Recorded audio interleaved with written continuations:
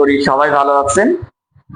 গত দিনের একটা ক্লাসের মাঝ অংশ থেকে বেঁধে যাওয়ায় আমরা ওই অংশটাই আবার শুরু করছি। তবে এই অংশটা হচ্ছে আপনাকে রাইট ফর্ম অফ ভার্ব শেখাবে, কিন্তু আপনাকে রাইট ফর্ম অফ ভার্ব শুধুমাত্র শেখাবে না, এটা আপনাকে যা শেখাবে আজকে সেটা হচ্ছে আপনার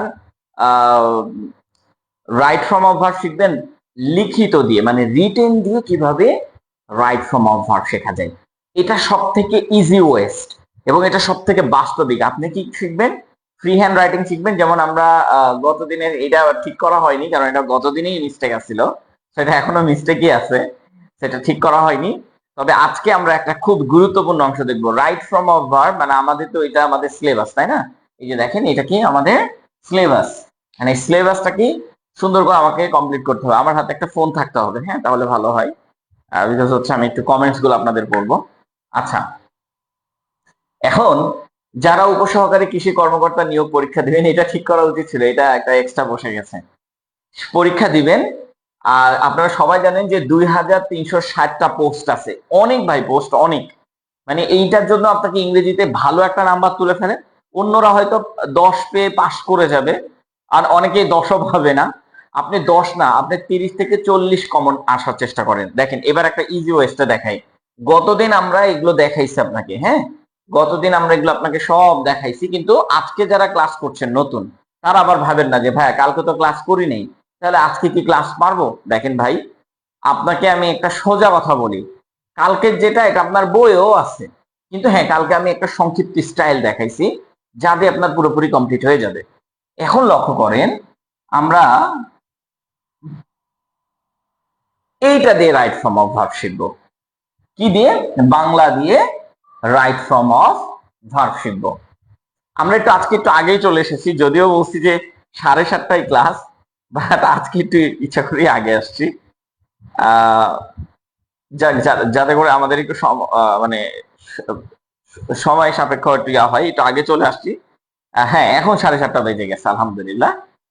একটু আগে চলে আসছি, এটার কারণ হচ্ছে আপনাদেরকে একটু দেখানোর জন্য, আর কোনো কিছুই না। তো দেখেন, আমরা আজকে ভার্ব দিয়ে ইংলিশ রাইটিং শিখব এবং পৃথিবীর সব থেকে সহজ নিয়মে শিখব। পৃথিবীর সব থেকে সহজ, সব থেকে সহজ নিয়মে শিখবো। ইভেন আপনি হয়তো ভয় পাচ্ছেন, ভাইয়া আমি তো আসলে লিখতে পারি না, আপনি কিভাবে আমাকে লেখা শেখাবেন? আচ্ছা, আপনি এই স্ট্রাকচারটা তো মনে রাখতে পারবেন। এই স্ট্রাকচার হচ্ছে সাবজেক্ট প্লাস ভার্ব। এই স্ট্রাকচারটা আপনি মনে রাখতে পারবেন। এই স্ট্রাকচার দিয়ে আপনি দুনিয়ার সবকিছু লিখতে পারবেন। এই স্ট্রাকচার দিয়ে আপনি দুনিয়ার সবকিছু লিখতে পারবেন। আপনারা আমার যদি দেখেন যে আমরা কিভাবে ক্লাসগুলো নিচ্ছি বা ক্লাসগুলো, যেমন এখানে আমরা দেখতে পাচ্ছি সাইদ আনোয়ারকে। আপনারাও এরকম সাইদ আনোয়ার যেমন যে একজনকে হচ্ছে মেনশন করে দিয়েছে, সো আপনারাও এরকম মেনশন করে আপনার ফ্রেন্ড সার্কেলকে নিয়ে আসতে পারেন। ওকে, সো একটু সবাই দ্রুত, সবাই হয়তো আসছে, দ্রুতই যোগাযোগ করছে আমাদের এখানে। তো এটা হচ্ছে আপাতত আপনাকে আমি শেখাবো কি, এইটা দিয়ে আপনারা বিবেচনা করবেন কালকের ক্লাস আর আজকের ক্লাসের মধ্যে পার্থক্য কোনটা বেশি সহজ নিয়ম। আসেন, এখানে কি কোনো রাইট ফর্ম অফ ভার্ব শেখাইছি? শেখাইনি। একটা একটা স্ট্রাকচার মনে রাখতে বলেছি, সাবজেক্ট ভার্ব। এই দুইটা স্ট্রাকচার, সাবজেক্ট প্লাস ভার্ব, এটা মনে রাখতে বলেছে। আর কোনো কিছু আপনাকে মনে রাখতে আমি বলি নাই, এইটাই মনে রাখবেন, আর কোনো কিছু মনে রাখার দরকার নাই।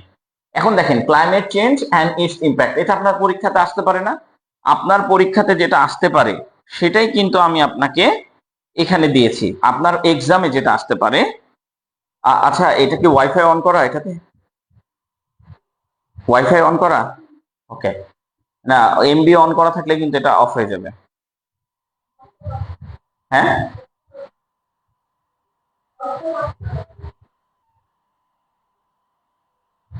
স্পট অফ আছে। আচ্ছা আচ্ছা, এটা ওয়াইফাই দিয়ে চলছে আমাদের।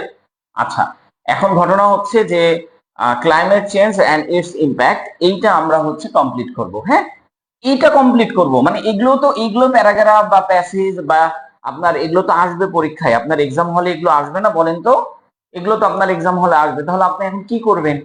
এগুলো যেহেতু আপনার এক্সাম হলে আসবে, সেহেতু আপনাকে এগুলো শিখে যেতে হবে। এখন আসেন আমরা শিখতে শুরু করি। ফার্স্টে দেখেন, একটা সেন্টেন্স আছে, এই সেন্টেন্স থেকে আপনাকে সাবজেক্ট আর ভার্ব খুঁজে বের করতে হবে। এখন কি কি বের করতে হবে? সাবজেক্ট প্লাস ভার্ব, এটা খুঁজে বের করতে হবে। সাবজেক্ট আর ভার্ব খুঁজে বের করতে হবে। সাবজেক্ট আর ভার্ব খুঁজে বের করতে হবে। এখন যদি সাবজেক্ট আপনি খুঁজে না পান তাহলে ইট দিবেন, আর যদি আপনি ভার্ব খুঁজে না পান তাহলে আপনি কি দিবেন? হয় এম বসাবেন, এম, অথবা ইজ বসাবেন, অথবা আর বসাবেন। কি বসাবেন? এম বসাবেন, ইজ বসাবেন, অথবা আর বসাবেন, আর কোনো কিছু না। এতটুকু মনে রাখতে হবে আপনাকে। হ্যাঁ, এখন আসে সাবজেক্ট খোঁজার চেষ্টা করি। এই বাক্যে দুই ভাবে সাবজেক্ট খোঁজা যায়। একবার হচ্ছে সহজ নিয়ম হচ্ছে এই বাক্যটা আপনি তিনবার পড়েন, দেখেন আপনার সাবজেক্ট খুঁজে পেয়ে যাবেন। আর আরেকটা নিয়ম আছে। নিয়মটা কি? নিয়মটা হচ্ছে প্রথম থেকে শুরু করবেন যার সাথে বিভক্তি নাই। কি নাই? বিভক্তি নাই। বিভক্তি নাই। বিভক্তি মানে কি? র যুক্ত নাই, যার সাথে এ যুক্ত নাই, যার সাথে অন্তস্তীয় অ যুক্ত নাই, যার সাথে তে যুক্ত নাই। মানে বিষয়টা হচ্ছে আপনি এইখান থেকে আগে শুরু করবেন। প্রথমে দেখবেন নাউন খুঁজতে হয়, একটা বাক্যে সাবজেক্ট নাউন হয়। আর নাউন কোথায় থেকে খুঁজে পাবেন বলেন তো? নাউন কোথায়, কিভাবে খুঁজে পাবেন? নাউন খুঁজতে হলে এই বাক্যটা পড়ে দেখবেন যার সাথে র যুক্ত নাই, যার সাথে অন্তস্তীয় অ যুক্ত নাই, যার এ যুক্ত নাই, যার সাথে অন্তস্তীয় অ যুক্ত নাই, যার সাথে তে যুক্ত নাই। যদি দেখেন এগুলো যুক্ত নাই, সেই ক্ষেত্রে আপনি এটাকে নাউন হিসাবে বসাবেন। হ্যাঁ, এখন লক্ষ্য করেন জলবায়ু, এই জলবায়ুর সাথে কি র আছে? জলবায়ুর। জলবায়ুর সাথে কি এ আছে? জলবায়ু এ। না। জলবায়ুর সাথে কি অন্তস্তীয় অ আছে? না, অন্তস্তীয় অ নাই। জলবায়ুর সাথে কি কে আছে? জলবায়ুতে। তার মানে আমি নাউন খুঁজে পেয়ে গেছি, এটাই আমার সেই নাউন। তার মানে বাক্যের প্রথম নাউনটা হচ্ছে সাবজেক্ট, পরের নাউনটা হচ্ছে অবজেক্ট। তা আমি অবজেক্ট তো লিখবো না, আমার স্ট্রাকচার তো এটা, সাবজেক্ট প্লাস ভার্ব। এখন দেখেন পরিবর্তন, এর সাথেও তো দেখতেছি র নাই, এ নাই, অন্তস্তীয় অ নাই, তে নাই। তার মানে এই পুরোটাই আমার নাউন। তার মানে পুরোটাই আমার একটা নাউন। তাহলে প্রথম নাউনটা কি হবে? সাবজেক্ট। এখন ভার্ব খুঁজে বের করার একটা কৌশল কি? হয় করা, হওয়া, দেওয়া, হ্যাঁ এগুলো থাকবে। করা, হওয়া, দেওয়া। তো দেখেন এখানে কোথাও করা হওয়া আছে কিনা? দেখেন নাই। বর্তমান বিশ্বের জন্য একটি গুরুতর হুমকি আছে? নাই। তাহলে এখন কি করতে হবে? ভার্ব যদি আমরা না খুঁজে পাই তাহলে আমাকে এম, ইজ, আর বসাতে হবে। তাহলে এখন লক্ষ্য করেন আমরা এম ইজ আর এর মধ্যে একটা বসাবো, তাহলে আমার সাবজেক্ট হয়ে গেল আর ভার্ব হয়ে গেল। আর কোনো টেনশন নাই আমার লেখালেখির, আর কোনো টেনশন নাই। যেটা যেখানে ইচ্ছা আপনি সেটা সেখানে বসাবেন। যেমন এইখানে কি, এইটার ইংলিশটা কি? সাবজেক্টের ইংলিশ কি? সাবজেক্টের ইংলিশ হচ্ছে ক্লাইমেট। আচ্ছা, তার আগে একটু আপনারা কমেন্টস করে জানাবেন কে কোথা থেকে ক্লাস করছেন। আমরা পুরো পর্যবেক্ষণের মাধ্যমে এগুলোকে নিয়ে আসছি। আমার মনে হয় ওই ফোনটা আমার লাগবে, কারণ এই ফোনে একদমই চার্জ শেষ। আহ আমি একটু বাইরে ছিলাম, আর হচ্ছে ফোনে প্রচন্ড ফোন আসতেছিল, সো দ্যাট আমি আসলে ইয়া করতে পারিনি। আমি ওই ফোনে একটু ইয়া করব। ওই ফোনে চার্জ আছে? আচ্ছা, ওই ফোনে আমি একটু পড়বো। হ্যাঁ, আচ্ছা, এই তো গুড। আচ্ছা, এবার একটু আমাকে একটু কমেন্টস করে জানান যে গতকালকে ক্লাস করেছেন কে কে, এটা কমেন্টস করে জান, ভালো লাগবে। ওকে, আর একটু শেয়ার দেন। আপনাদের শেয়ারের মাধ্যমেই কিন্তু অনেকের কাছে পৌঁছাচ্ছে এই জিনিসটা, এবং আপনারা হয়তো এরকম মনে করেন। তো যাই হোক, এটা আমি পরে বলতেছি। ক্লাইমেট আর এই পরিবর্তন ইংলিশ হচ্ছে চেঞ্জ। পরিবর্তন ইংলিশ কি? চেঞ্জ। তো আমার তো ভার্ব নাই, ভার্ব কি খুঁজে পেয়েছিলাম? তাহলে ভার্ব তো আমি খুঁজে পাইনি। যদি ভার্ব না খুঁজে পাই তাহলে আমি কি বলবো? এম ইজ আর। আচ্ছা, টাঙ্গাইল, সুনামগঞ্জ, ঝিনাইদহ। সজীব ঝিনাইদহ থেকে, কবির আর হচ্ছে রিপন, কবির হচ্ছে টাঙ্গাইল থেকে, আর রিপন হচ্ছে সুনামগঞ্জ থেকে। আচ্ছা, পঞ্চগড় থেকে হচ্ছে উত্তম কুমার রয়। উত্তম কুমার রয়, আপনি ভর্তি হয়েছেন নাকি আমি জানি না, আপনি আমাকে মেসেজ করছিলেন, আমি দেখছি। আচ্ছা, আমি করছি। ওকে ওকে, সিরাজগঞ্জ থেকেও আছে, সিলেট থেকেও আছে, মাশাল্লাহ। আহ শেরপুর জেলা থেকে আছে, পাবনা থেকে আছে।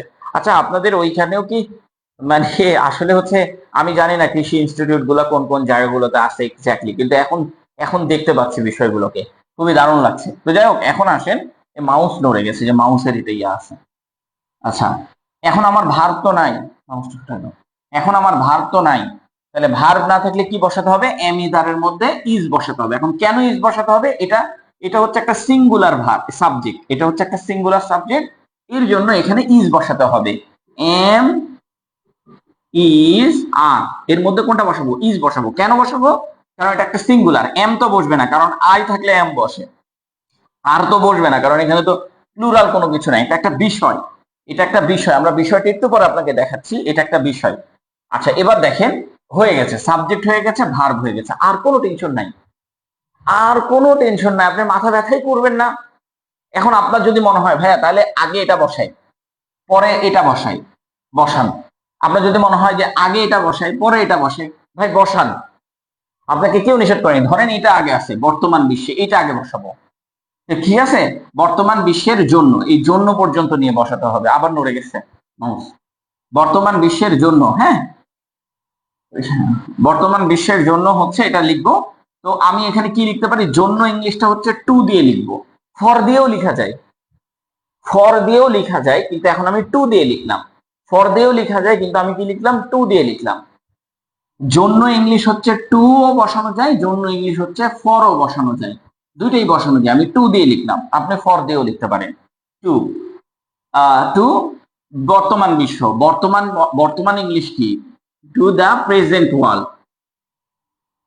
টু দা প্রেজেন্ট ওয়ার্ল্ড, ঠিক আছে। তারপরে কি লিখবেন, একটি গুরুত্বপূর্ণ হুমকি, একটি ইংলিশ কি, আ মানে এ, এ মানে একটি, গুরুতর, গুরুতর ইংলিশটা আপনি সিরিয়াসও লিখতে পারেন, সিরিয়াস বলে এই সিরিয়াস সমস্যা এটা একটা। আমরা আবার নড়ে গেছে, আচ্ছা মাউসটা একটু এদিকে দাও আমাকে। আচ্ছা একটু এটা হচ্ছে একটু সমস্যা করতেছে, আমরা এটাকে একটু হটাই দিই এখান থেকে, হ্যাঁ। আচ্ছা এখন আমরা ক্লাসটা করি, হ্যাঁ, ওকে। আচ্ছা আর সিরিয়াস, আর এই যে দেখেন হুমকি ইংলিশ কি, হুমকি ইংলিশ হচ্ছে থ্রেট, থ্রেট। আপনি সিরিয়াসের জায়গায় ইম্পর্টেন্স অফ ইম্পর্টেন্টও বসাতে পারেন, ইম্পর্টেন্ট বসাতে পারেন, ইম্পর্ট্যান্ট এটাও বসাতে পারেন, অথবা সিরিয়াস বসাতে পারেন, যেটা ইচ্ছা আপনার সেটা আপনি বসাবেন। এখন আপনি বলতে পারেন যে ভাইয়া তাহলে একটা কাজ করি, এই সাবজেক্ট আর ভার্ব এটাই সবসময় পাশাপাশি থাকবে, সাবজেক্ট আর ভার্ব, আমাদের স্ট্রাকচার কি সাবজেক্ট আর ভার্ব। এখন আপনি চিন্তা করতেছেন তাহলে ভাই একটা কাজ করি, যে সাবজেক্ট আর ভার্বটা আমি লিখে ফেলি, মানে হচ্ছে ক্লাইমেট চেঞ্জ, এটা আমি এখানে লিখে ফেলি, ক্লাইমেট চেঞ্জ এইটা আমি এখানে লিখে ফেললাম, লিখে ফেলার পরে আগে এইটা লিখলাম, আর সিরিয়াস থ্রেট। আচ্ছা ইজ দিয়ে দিই, সাবজেক্ট আর ভার্ব লিখে ফেলতে হবে, ইজ দিয়ে দিলাম, is a serious threat, serious threat, কার জন্য, হুমকির জন্য, to the present world, to the present world, দেখেন টু দা প্রেজেন্ট ওয়ার্ল্ড, বুঝতে পেরেছেন। দেখেন এই যে সাবজেক্ট আর ভার্বকে তার জায়গা মতো রেখে বাকি অংশটা লিখলাম। এখন আপনি বলতে পারেন ভাই তাহলে একটা কাজ করি, আর সিরিয়াস থ্রেটটা আগে লিখবো, সাবজেক্ট আর ভার্বকে মাঝে লিখবো, লিখেন কোনো সমস্যা নাই, কিন্তু সাবজেক্ট আর ভার্ব একে অপরকে ছাড়া চলতে পারবে না, তাই সাবজেক্টের পরেই ভার্ব লিখতে হবে।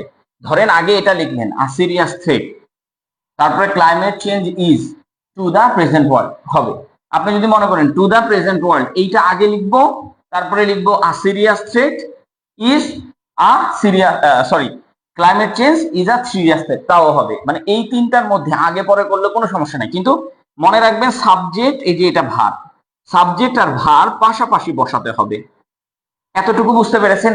পারলে একটু কমেন্টস করেন। আমি এখনো রাইট ফর্ম অফ ভার্বে যাচ্ছি না, কিন্তু এইটা যে রাইট ফর্ম অফ ভার্ব এটা আপনি জানেনও না এখনো, এখন জানবেন, এটা রাইট ফর্ম অফ ভার্বের একটা রুলস আসছে, বাট এটা এখন আপনি জানবেন, ঠিক আছে। হ্যাঁ নতুন ব্যাচে হাসিবুল ইসলাম, মনে হয় আপনাদের না, উপসহকারী কৃষি কর্মকর্তাদের ক্লাস এটা, উপসহকারী কৃষি কর্মকর্তারা যারা পরীক্ষা দিবে তাদের জন্য এই ক্লাসটা, হ্যাঁ। তো ধরেন এই অংশটা, কিন্তু সাবজেক্টের ভার্ব আপনি বাক্যের যে কোনো অংশতে বসাতে পারবেন, কিন্তু মনে রাখবেন সাবজেক্টের পরেই ভার্ব বসতে হবে, এটা বাধ্যতামূলক, এটা বাধ্যতামূলক, হ্যাঁ, এটা আপনাকে খেয়াল রাখতে হবে। এখন আসেন, এই যে আমি ক্লাইমেট চেঞ্জ ইজ দিলাম কেন, আর দিতে পারতাম, ইজ দিলাম কেন, এটা একটা বিষয়, এই যে যত বিষয় আছে এই বিষয়গুলোতে আমরা দেখি, এখানে যত বিষয় আছে, এই যে বিষয়, এই যে একটা বিষয় দেখেন, ক্লাইমেট চেঞ্জ হচ্ছে একটা বিষয়, পলিউশন হচ্ছে একটা বিষয়, পলিউশন মানে দূষণ, হ্যাপিনেস মানে হচ্ছে সুখ, এগুলো একটা বিষয়, এডুকেশন এটাও একটা বিষয়, হ্যাঁ প্রভার্টি এটাও একটা বিষয়, কিন্তু এখানে বলছে অ্যাবস্ট্রাক্ট নাউন, মানে এগুলো হচ্ছে অ্যাবস্ট্রাক্ট নাউন। অ্যাবস্ট্রাক্ট নাউনের ভার্ব সবসময় সিঙ্গুলার হয়। কি হয়? সিঙ্গুলার হয়। ভার্বের সাথে এস অথবা ইএস দিয়ে দিতে হয়, অথবা ইজ দিয়ে দিতে হয়, অথবা ওয়াজ দিয়ে দিতে হয়। ওয়াজ কখন দিতে হয় এটা আমরা পরে শিখি, মনে রাখি ইজ দিতে হবে, তাই আমরা ইজ দিয়েছি। এরকম আরো কিছু ভার্ব আছে। এই যে দেখেন, আনকাউন্টেবল নাউন, রাইস, মিল্ক, মানি, ইনফরমেশন, এগুলা সবগুলোর সাথে ইজ দিতে হয়, অথবা ভার্বের সাথে এস অথবা ইএস যুক্ত করতে হয়। যেমন ওয়াটার বয়েলস, এই যে ওয়াটার হচ্ছে আনকাউন্টেবল নাউন, যেটা গণনা করা যায় না। ওয়াটার বয়েলস এট 100 ডিগ্রি, গণনা করা যায় না। আবার আবার লক্ষ্য করেন, এখানে দেখেন স্মোকিং মানে হচ্ছে জিরান, জিরান মানে ভার্বের সাথে আইএনজি যুক্ত দিয়ে যদি সাবজেক্ট শুরু হয়, তাহলে সেই ক্ষেত্রে তার ভার্ব হবে সিঙ্গুলার। যেমন স্মোকিং, এটা একটা সাবজেক্ট, দেখেন ভার্বের সাথে আইএনজি, এটা কি ভার্বের সাথে কি আইএনজি আছে, মানে সরি সাবজেক্টের সাথে কি আইএনজি আছে, তাই না? শুরুই হয়েছে আইএনজি দিয়ে, তাহলে এর ভার্বটা হবে কি সিঙ্গুলার। এই যে দেখেন কজ না লিখে লিখেছে কি কজেস। আবার লক্ষ্য করেন রিডিং, এই যে দেখেন প্রথমে আইএনজি দিয়ে শুরু হচ্ছে সেন্টেন্স, তার মানে এর ভার্বের সাথে এস অথবা ইএস যুক্ত করে দিতে হবে। আবার লক্ষ্য করেন ইটিং, ইটিং প্রথমেই আছে ভার্বের সাথে আইএনজি, তার মানে এর সাথে এস অথবা ইএস। যেমন ড্রাইভিং, এর সাথেও কি এস অথবা ইএস, এখানে ইজ সিঙ্গুলার, সবগুলার ভার্ব হবে সিঙ্গুলার, মানে এক বচন ভার্ব হবে, সিঙ্গুলার ভার্ব। এটুকু কি বুঝতে পারলে একটু কমেন্টস করে জানান, এতটুকু বুঝতে পারলে অবশ্যই কমেন্টস করে জানান। মানিকগঞ্জ থেকে, হ্যাঁ বুঝতে পারছি স্যার। আচ্ছা, এগুলো হচ্ছে ইনফিনিটিভ, মানে হচ্ছে আইএনজি দিয়ে তো শুরু হলো, তাই না? টু দিয়ে যখন কোনো সেন্টেন্স শুরু হবে, টু টু দিয়ে যখন কোনো সেন্টেন্স শুরু হবে, এই যে দেখেন টু টু দিয়ে সেন্টেন্স শুরু হচ্ছে, তখন এর ভার্ব হবে সিঙ্গুলার। টু দিয়ে যখন কোনো সেন্টেন্স শুরু হচ্ছে, তখন এর ভার্ব হবে কি সিঙ্গুলার ভার্ব। সিঙ্গুলার মানে ইজ, একটা। টু দিয়ে শুরু হচ্ছে, এর ভার্ব হচ্ছে সিঙ্গুলার। সিঙ্গুলার ভার্ব করতে হয় কি করে? ভার্বের সাথে এস অথবা ইএস যুক্ত করে দিলে ওই ভার্বটা সিঙ্গুলার হয়ে যায়। তার মানে দেখেন টু দিয়ে আইএনজি দিয়ে, তাহলে আমাদের এটা একটা রাইট ফর্ম অফ ভার্বের রুলস হয়ে গেল না? সুন্দর হয়ে গেল রাইট ফর্ম অফ ভার্বের রুলস, একটা কোয়ালিটিফুল রুলস হইলো কিনা? কিন্তু আপনাকে যদি আমি এখন নিয়ম শিখাইতে যেতাম, অনেক আপনার বুঝতে পারতেন। এটা দেখেন কতটা বাস্তবিক অর্থ আপনাকে শেখাইলাম, যে ভার্বের সাথে আইএনজি দিয়ে যদি শুরু হয়, ওর ভার্ব সিঙ্গুলার বসাবেন। দেখেন হয়ে যাচ্ছে রাইট ফর্ম অফ ভার্ব। হ্যাঁ, ওয়ান কাইন্ড অফ হচ্ছে রাইট ফর্ম অফ ভার্ব আপনার হয়ে যাচ্ছে। এখন আমরা দ্বিতীয় বাক্যটাতে আসব, এখান থেকেই রাইট ফর্ম অফ ভার্ব আপনাকে করে দিচ্ছি। দেখেন, এটি ধীরে ধীরে পৃথিবীর পরিবেশ ও বৈচিত্র্যকে পরিবর্তন করছে। এটা ধীরে ধীরে পৃথিবীর পরিবেশ ও পরিবর্তন করছে। একটা জিনিস মাথায় রাখবেন, এখান থেকে আমরা আগে সাবজেক্টটা খুঁজি, যে যার সাথে প্রথমে এখান থেকে শুরু করব, যে যার সাথে বিভক্তি নাই সেটাই হচ্ছে বাক্যের প্রথম নাউন অথবা প্রোনাউন। নাউন অথবা প্রোনাউন, বাক্যের প্রথম নাউন আর প্রোনাউনই হয় সাবজেক্ট। আবার আবার লক্ষ্য করেন, এই বাংলা বাক্যটা আমি পড়বো, এর সাথে দেখব কোন শব্দের সাথে র যুক্ত নাই, কোন শব্দের সাথে এ যুক্ত নাই, কোন শব্দের সাথে তে যুক্ত নাই, কোন শব্দের সাথে অন্তস্তীয় অ যুক্ত নাই। এগুলো যুক্ত যেটার সাথে নাই, সেই শব্দটাই হচ্ছে আমার নাউন অথবা প্রোনাউন। আর ওই নাউন আর প্রোনাউনটাই হচ্ছে বাক্যের সাবজেক্ট। প্রথম নাউন আর প্রোনাউনটা হচ্ছে বাক্যের সাবজেক্ট, দ্বিতীয় নাউন অথবা প্রোনাউনটা হচ্ছে বাক্যের অবজেক্ট। তো আমরা চলেন প্রথমটা খুঁজে আসি। এটির সাথে র যুক্ত নাই, এটির সাথে এ যুক্ত নাই, এটির সাথে তে যুক্ত নাই, এটির সাথে অন্তস্তীয় অ যুক্ত নাই। তার মানে আমার বাক্যের প্রথম সাবজেক্টটা হচ্ছে এটা। তাহলে সাবজেক্ট পেয়ে গেছি, আর কি কোনো টেনশন আছে? আর কোনো টেনশন নাই। এবার লক্ষ্য করেন, এরপরে ভার্ব কোনটা? এই যে করছে, করছে, করা, হওয়া, রাখা, এগুলোই তো ভার্ব। এই যে করছে, কিন্তু এটাই শুধুমাত্র ভার্ব ধরবেন না, এর আগের যে শব্দটা আছে ওই শব্দ সহকারে ভার্ব ধরতে হয়। মানে এই পরিবর্তন করছে, এটা সহকারে। একটা জিনিস মাথায় রাখবেন, শুধু এটা সাবজেক্ট, এটার আগের যে শব্দটা আছে সেই শব্দ 15টাকে নিয়ে এটা সাবজেক্ট তৈরি হয়, ভার্ব তৈরি হয়। তার মানে আমার সাবজেক্ট আর ভার্ব খুঁজে পেয়ে যাওয়া হয়ে গেল না? আমার স্ট্রাকচার কি? সাবজেক্ট প্লাস ভার্ব, এটা আমার স্ট্রাকচার। তাহলে আমি এই স্ট্রাকচারে লিখবো। এখন লক্ষ্য করেন, এখন আবার রাইট ফর্ম অফ ভার্ব শিখে নিব আমরা এখান থেকে। কিভাবে? একটু ভালো করে লক্ষ্য করেন। যদি দেখেন দুইটা ভার্বের মধ্যে দুইটা এ আছে, যদি দেখেন ভার্বের মধ্যে দুইটা এ আছে, তাহলে এইটা হচ্ছে আপনাকে বলতে হবে হ্যাভ অথবা হ্যাজ প্লাস ভার্বের 3 নাম্বার ফর্ম বসাতে হবে।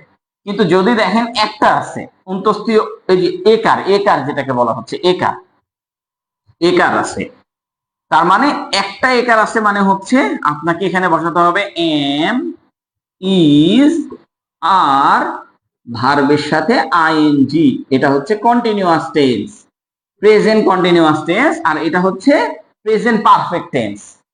আবার লক্ষ্য করেন, যদি আপনি বাংলা বাক্যে দেখেন ভার্বের মধ্যে একটা একার, দুইটা একার আছে, তাহলে আপনি লিখবেন কি হ্যাভ, হ্যাজ, ভার্বের 3 নাম্বার ফর্ম। যদি একটা একার থাকে তাহলে আপনি লিখবেন এম, ইজ, আর, ভার্বের সাথে আইএনজি। অথবা চয়ে ছয়ে থাকলে, অথবা চয়ে ছয়ে থাকলে আমরা কি লিখবো, ভার্বের সাথে এম, ইজ, আর, ভার্বের সাথে আইএনজি। এতটুকু স্ক্রিনশট দিয়ে দেন অথবা লিখে ফেলেন। এখন আসেন, এখানে কয়টা একার আছে, একটা একার আছে, তার মানে এটা কন্টিনিউয়াস টেন্স হবে। একটা একার দেখেন, একটাই, এই যে একটাই। ভার্বের সাথে কয়টা একার, একটাই, দুইটা নাই। করেছে হলে দুইটা হইতো, মানে করেছে, এই যে একটা একার, এই যে একটা একার, কিন্তু লিখা আছে একটা একার। দেখেন করছে, কয়টা একার, একটা একার আছে, তাহলে কি হবে এম, ইদার, ভার্বের সাথে আইএনজি। আর দুইটা একার থাকলে কি হইতো, হ্যাভ, হ্যাজ, ভার্বের সাথে 3, এই যে এটা করেছে, হ্যাভ, হ্যাজ, ভার্বের সাথে 3 নাম্বার ফর্ম।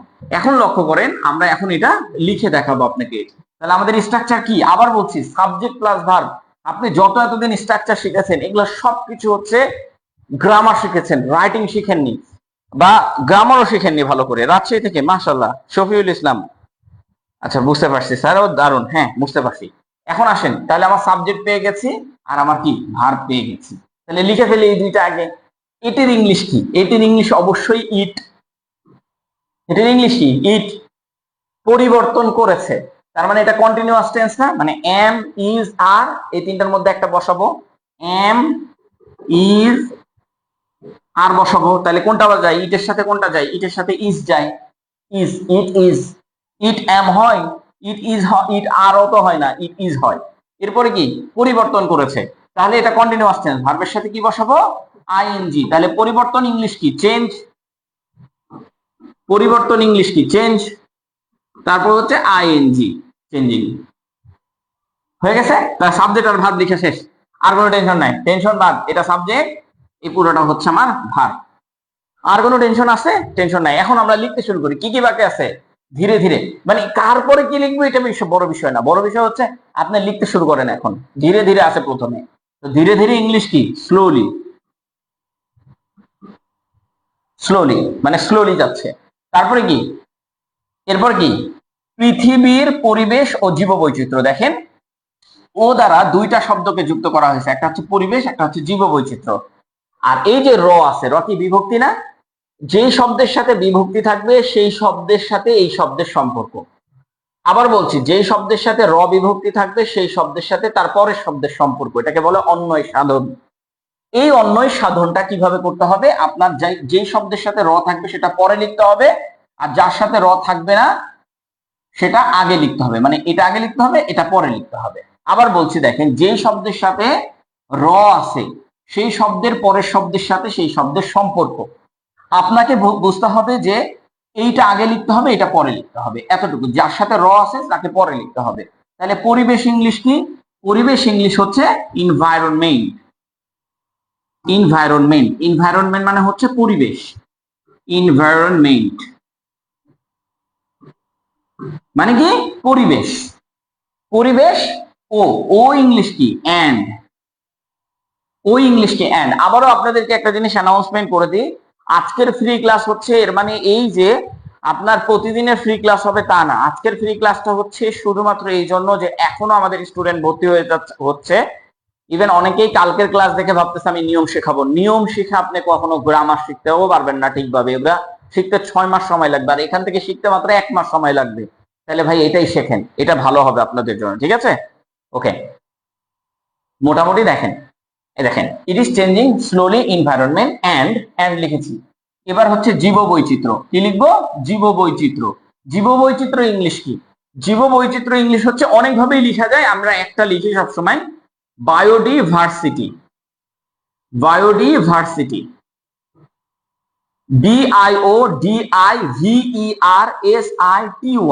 বায়োডিভার্সিটি মানে হচ্ছে জীববৈচিত্র্য।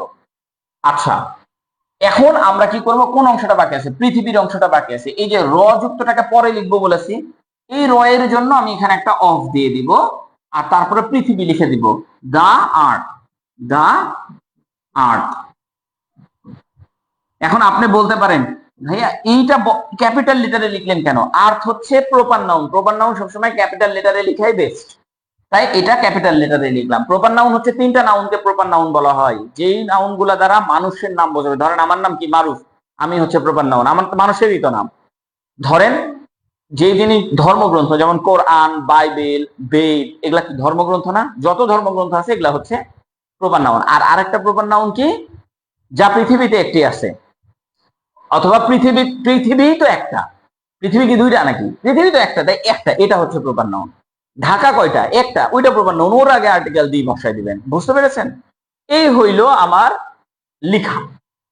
এখন এখানে সাবজেক্ট কোনটা? এই সাবজেক্ট আর ভার্বকে যদি আপনি মনে করেন যে ভাইয়া এইটা আমরা পরে লিখবো, একদম সেন্টেন্সের শেষে লিখবো, হবে না? হবে, কিন্তু এই দুইটাকে একসাথে রাখতে হবে। সাবজেক্ট আর ভার্বকে একসাথেই রাখতে হবে, এরা দুই বন্ধু। এই বন্ধু দুইজন যেখানে সেখানে বসতে পারে। এখন লক্ষ্য করেন, এইটা আমি কোন টেন্সে লিখলাম? এইটা আমি কোন টেন্সে লিখলাম? অবভিয়াসলি এইটা আমি হচ্ছে কন্টিনিউয়াস টেন্সে লিখলাম। এই যে দেখেন, এম ইজ আর ভার্বের সাথে আইএনজি, কন্টিনিউয়াস টেন্সে লিখলাম, প্রেজেন্ট কন্টিনিউয়াস। এখন আপনি বলতে পারেন যে ভাইয়া কি দেখে আপনি প্রেজেন্ট কন্টিনিউয়াস টেন্সে লিখলেন? অ্যাডভার্ব দেখেছিলাম, আমাদেরকে পড়ানো হয়েছিল কি যে অ্যাডভার্ব দেখে দেখে দেখতে হবে। এই যে অ্যাডভার্ব ধীরে ধীরে, বাট এইটা কিন্তু সঠিক সিস্টেম না। কারণ ধীরে ধীরে শুধুমাত্র যে কন্টিনিউয়াস টেন্স হয় তা না, ধীরে ধীরে ফিউচার টেন্সও হয়। তাই সিস্টেমটা এইটা না, সিস্টেমটা হচ্ছে এইটা। কিন্তু এখানে আপনি এখনো রাইট ফর্ম অফ ভার্বটা শিখতে পারছেন না, কিন্তু আস্তে ধীরে দেখেন আপনার রাইট ফর্ম অফ ভার্ব শিখতে হবে না, আপনি অটোমেটিকলি বসাই দিতেছেন। এটা আমি এখানে হয়তো আপনাদেরকে বোঝাই দিবা মানুষ যে ধীরে ধীরে মানে স্লোলি কথাটা লেখা আছে, তাই এটা কন্টিনিউয়াস টেন্স। ভাই এইগুলা সঠিক না, স্লোলি কথা লেখা থাকলে ফিউচার টেন্সও হতে পারে। কিন্তু এইভাবে আপনারা একটু শিখে যান, দেখেন এরপরে নেক্সট একটা শেখাবো, এইখানে আপনি আরো বেশি রাইট ফর্ম অফ ভার্বটা ক্লিয়ার হতে থাকবেন। একটার পর আপনি right form of verb clear হতে থাকবেন। দেখেন এখানে আপনি সব থেকে বেস্ট রাইট ফর্ম অফ ভার্বে ক্লিয়ার হবেন, এই সেন্টেন্সটাতে সব থেকে বেস্ট। কিভাবে একটু ভালো করে লক্ষ্য করেন। দেখেন, কিছু বছর আগে মানুষ এই পরিবর্তনের লক্ষণগুলো উপেক্ষা করেছিল। তো এখানে আমার দেখেন কিছু বছর আগে, এইখানে এ আছে, তার মানে এটা আমার এইটা আমার সাবজেক্ট হতে পারবে না, কারণ এ আছে। তাই মানুষের সাথে এ আছে নাই, তার মানে মানুষটা হচ্ছে আমার সাবজেক্ট। আর ভার্ব কি? করেছিল, যে করা করে, এগুলো ভার্বটা কি করেছিল। কিন্তু এইটাকে করে এইটা ভার্ব ধরতে হয় নাকি এটার আগেরটা সহ ভার্ব ধরতে হয়? উপেক্ষা করেছিল পুরোটা ভার্ব ধরতে হয়। ঠিক আছে, তাহলে আমার সাবজেক্ট আর ভার্ব আমি খুঁজে পেয়ে গেলাম। এখন লেখা শুরু করে দিই তারপরে রাইট ফর্ম অফ ভার্ব শিখি। এই সেন্টেন্সটা রাইট ফর্ম অফ ভার্বের, এরপর থেকে যতগুলো সেন্টেন্স আসবে সবগুলো রাইট ফর্ম অফ ভার্ব আপনাকে শেখাবে। দেখেন আরো সুন্দর করে শেখাবে। লক্ষ্য করেন আমরা কি করছি, কিছু বছর আগে, এর ইংলিশ কি? A few years ago, a few years ago. এখানে আমি কমা দিলাম, আপনি কমা নাও দিতে পারেন, কোনো সমস্যা নাই, আমি কমা দিলাম। A few years ago. এখন আপনি বলতে পারেন ফিউ মানেই তো কিছু, তাহলে আ ফিউ কেন লিখলেন? ভাই ফিউ মানে কিছু না, ফিউ মানে নাই, ফিউ মানে কিছুই না, আর আ ফিউ মানে হচ্ছে কিছু। তাই আমি আ ফিউ ইয়ার্স অ্যাগো লিখলাম, মানে কিছু বছর আগে। এখন আমি সাবজেক্ট লিখবো, তাহলে আপনি যদি সাবজেক্ট লিখেন তাহলে আপনাকে ভার্ব লিখতে হবে, মানে ওইটা লিখে দিতে হবে। কারণ সাবজেক্ট আর ভার্ব পরম বন্ধু, পরম বন্ধুকে পাশাপাশি লিখতে হবে। তার মানে মানুষ ইংলিশ কি? ধরেন আমি এখানে পিপুল লিখলাম, পিপুল মানুষ। এরপরে কি? উপেক্ষা করেছিল। এবার ভালো করে লক্ষ্য করেন, ওই ভার্বটা আপনাকে বসাতে হবে। ওই ভার্বটাই হচ্ছে আপনার টেন্স। কিভাবে টেন্স? যদি আপনি কোনো বাক্যে যদি দেখেন ত ল ম, কি দেখেন? ত ল ম, এই তিনটা শব্দ দেখতে পারেন, তাহলে আপনি বুঝে নেবেন ওইটা হচ্ছে ভার্বের 2 নাম্বার ফর্ম বসাতে হবে। ভার্বের 2 নাম্বার ফর্ম, 1 নাম্বার ফর্ম বসানো যাবে না, 2 নাম্বার ফর্ম বসাতে হবে। কয় নাম্বার? 2 নাম্বার ফর্ম, শুধুমাত্র 4টা শব্দের ক্ষেত্র বাদে, 4টা শব্দ বাদে। কোন 4টা শব্দ? এই খেলি, চলি,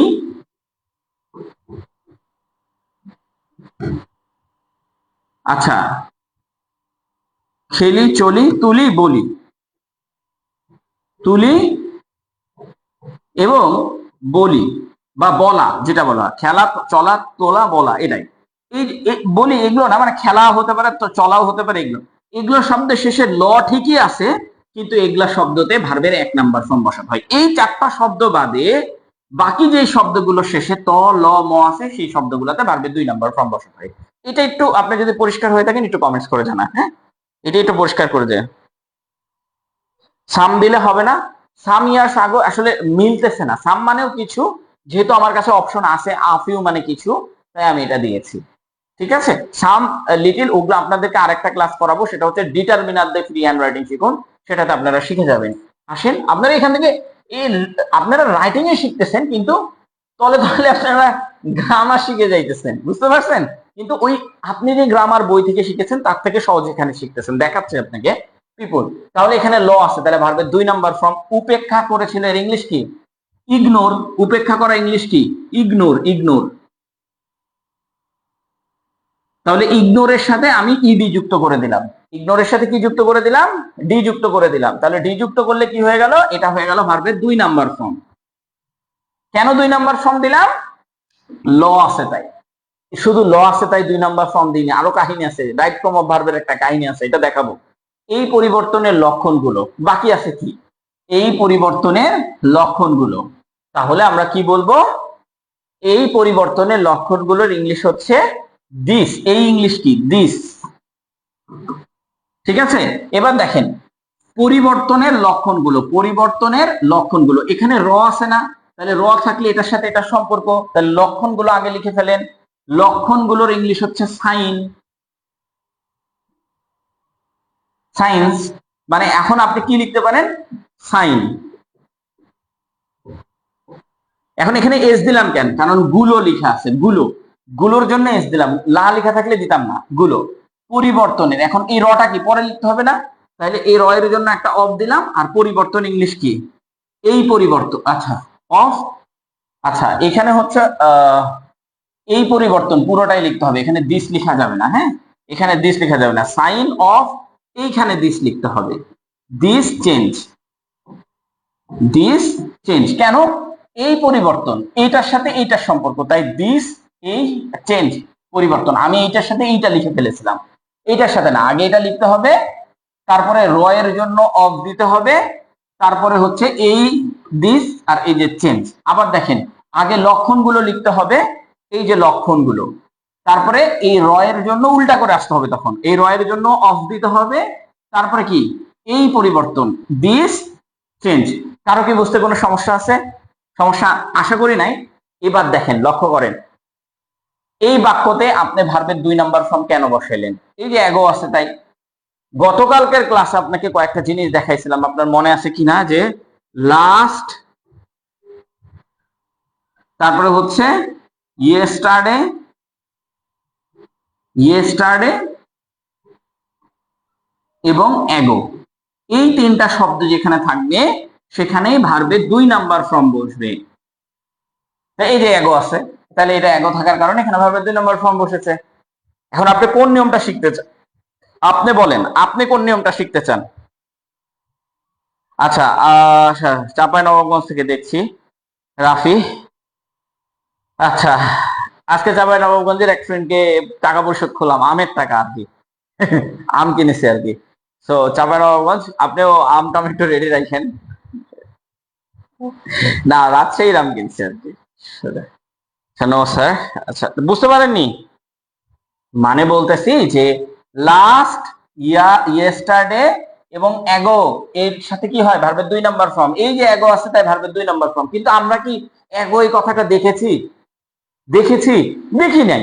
আমরা কিন্তু বসাতে বসাতে যাচ্ছি, দেখলাম যে ও হয়ে গেছে কাজ। তার মানে এই এগো আছে, এটা হচ্ছে আ ফিউ ইয়ার্স এগো, মানে অতীতের কথা বলতেছে। দেখেন রাইট ফর্ম অফ ভার্ব হয়ে যাচ্ছে না? হয়ে গেছে অলরেডি, আপনার কোনো কিছু করা লাগতেছে না। দেখেন a few years ago people ignored signs of this change. Change মানে পরিবর্তন।